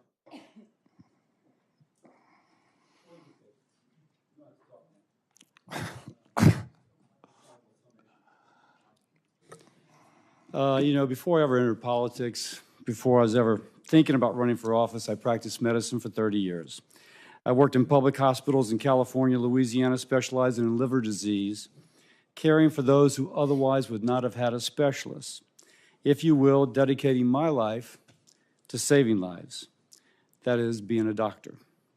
That ethic guides me now. In my opening statement, I told the story of my patient, an 18-year-old girl with acute liver failure from hepatitis B being air ambulanced to LSU Shreveport Hospital for a liver transplant. Now, let me finish the story. Her mother wasn't allowed to fly in the helicopter, so her mother drove the 3 hours from Baton Rouge to Shreveport. Now, when she arrived, they let her visit her daughter before she went back to the OR. And the mom goes in to say a prayer, squeezes the daughter's hand. The daughter's eyes open, and she said, "Mama?" And the daughter began to recover. Powerful story with a happy ending. But as a doctor, I saw endings not so happy. I just had a friend text me, 2 children died in an intensive care unit in a Baton Rouge hospital from vaccine-preventable diseases this past month. So my concern is that if there's any false note, any undermining of a mama's trust in vaccines, another person will die from a vaccine-preventable disease. Now, you've got a megaphone. Maybe you and Bernie, Bobby and Bernie. Of everybody in this room, the 2 of you have the biggest followings, tremendous credibility. And with that influence comes a great responsibility. Now, my responsibility is to learn, try and determine if you can be trusted to support the best public health. A worthy movement called MAHA to improve the health of Americans, or to undermine it, always asking for more evidence and never accepting the evidence that is there. I looked at the article from Dr. Mawson, and it seems to have some issues. I'll just put that to the side. And that is why I've been struggling with your nomination. There are issues ultra-processed food, obesity, we are simpatico. We're completely aligned. And as someone who has discussed immunizations with thousands of people, I understand that mothers want reassurance that the vaccine their child is receiving is necessary, safe, and effective. We agree on that point, the 2 of us, but we've approached it differently. And I think I can say that I've approached it using the preponderance of evidence to reassure, and you have approached using selected evidence to cast doubt. Now, put differently, we're about the same age. Does a 70-year-old man, 71-year-old man who has spent decades criticizing vaccines and who's financially vested in finding fault with vaccines, can he change his attitudes and approach now that he'll have the most important position influencing vaccine policy in the United States? Will you continue what you have been, or will you overturn a new leaf at age 70? I recognize, man, if you come out unequivocally, vaccines are safe, it does not cause autism, that would have an incredible impact. That's your power. So what's it going to be? Will it be using the credibility to support lots of articles, or will it be using credibility to undermine? And I got to figure that out for my vote. You have the power to help rebuild, to help public health institutions re-earn the trust of the American people. Now, let's be political. I'm a Republican. I represent the amazing state of Louisiana. And as a patriotic American, I want President Trump's policies to succeed in making America and Americans more secure, more prosperous, healthier. But if there's someone that is not vaccinated because of policies or attitudes you bring to the department, and there's another 18-year-old who dies of a vaccine-preventable disease, helicoptered away, God forbid dies, it'll be blown up in the press. The greatest tragedy will be her death, but I can also tell you an associated tragedy that will cast a shadow over President Trump's legacy, which I want to be the absolute best legacy it can be. So that's my dilemma, man. And you may be hearing from me over the weekend. You may be hearing from me over the weekend. I once again thank you for your time, and I yield to my ranking member. Thank you, Mr. Chairman, and thank you very much for your job today in conducting this very, very important hearing. Let me reiterate my concerns. Every person on this panel, and I would hope everybody in America, wants to make us the healthiest country on earth. And I applaud Mr. Kennedy for raising the issues and talking about some very important truths. But what I am not hearing from him are some very specific policy issues that we absolutely need if we're going to make America healthy. It is unquestionable that when 68,000 Americans die because they can't afford to go to a doctor, you got to deal with that. And I have not heard one word about the need for universal health care that exists in every country on earth. When 1 out of 4 people can't afford prescription drugs because the pharmaceutical industry is ripping us off and charging us 10 times more in some cases than the people in other countries. I have not heard the definitive answer I need that we're not going to pay the highest prices in the world for prescription drugs. And one of the points I think that Mr. Kennedy made, which is right, healthcare is not just medical care. It's a lot more. Talk about the food industry. We have held a hearing, Senator Cassidy and I held a hearing a couple of months ago, where we made the point that the food industry is, in fact, poisoning our kids with addictive food that is leading to obesity, diabetes, heart conditions, etc. And I hope that our Congress and the White House will have the courage to take on a very powerful food industry and demand that the products that they sell our kids are, in fact, healthy and non-addictive. In many ways, what the food industry is doing today is what the tobacco industry did 50 or 60 years ago. And we talk about making America healthy today. Again, it's not just doctor care, medical care. We have millions of people working for starvation wages. You cannot be healthy if you're working 50 or 60 hours a week and you can't afford the rent that your landlord is charging you. Stress kills. Stress makes us sick. So, Mr. Chairman, let me just say this. I think the issues that have been raised in this hearing today are of enormous importance. I look forward to working with you and other members of this committee to make sure that we develop the policies that have the courage to take on very powerful and wealthy special interests, so in fact, that we can make America healthy. Thank you. This concludes our hearing. For any senators who wish to ask additional questions, questions for the record will be due tomorrow on Friday, January 31st at 5 p.m.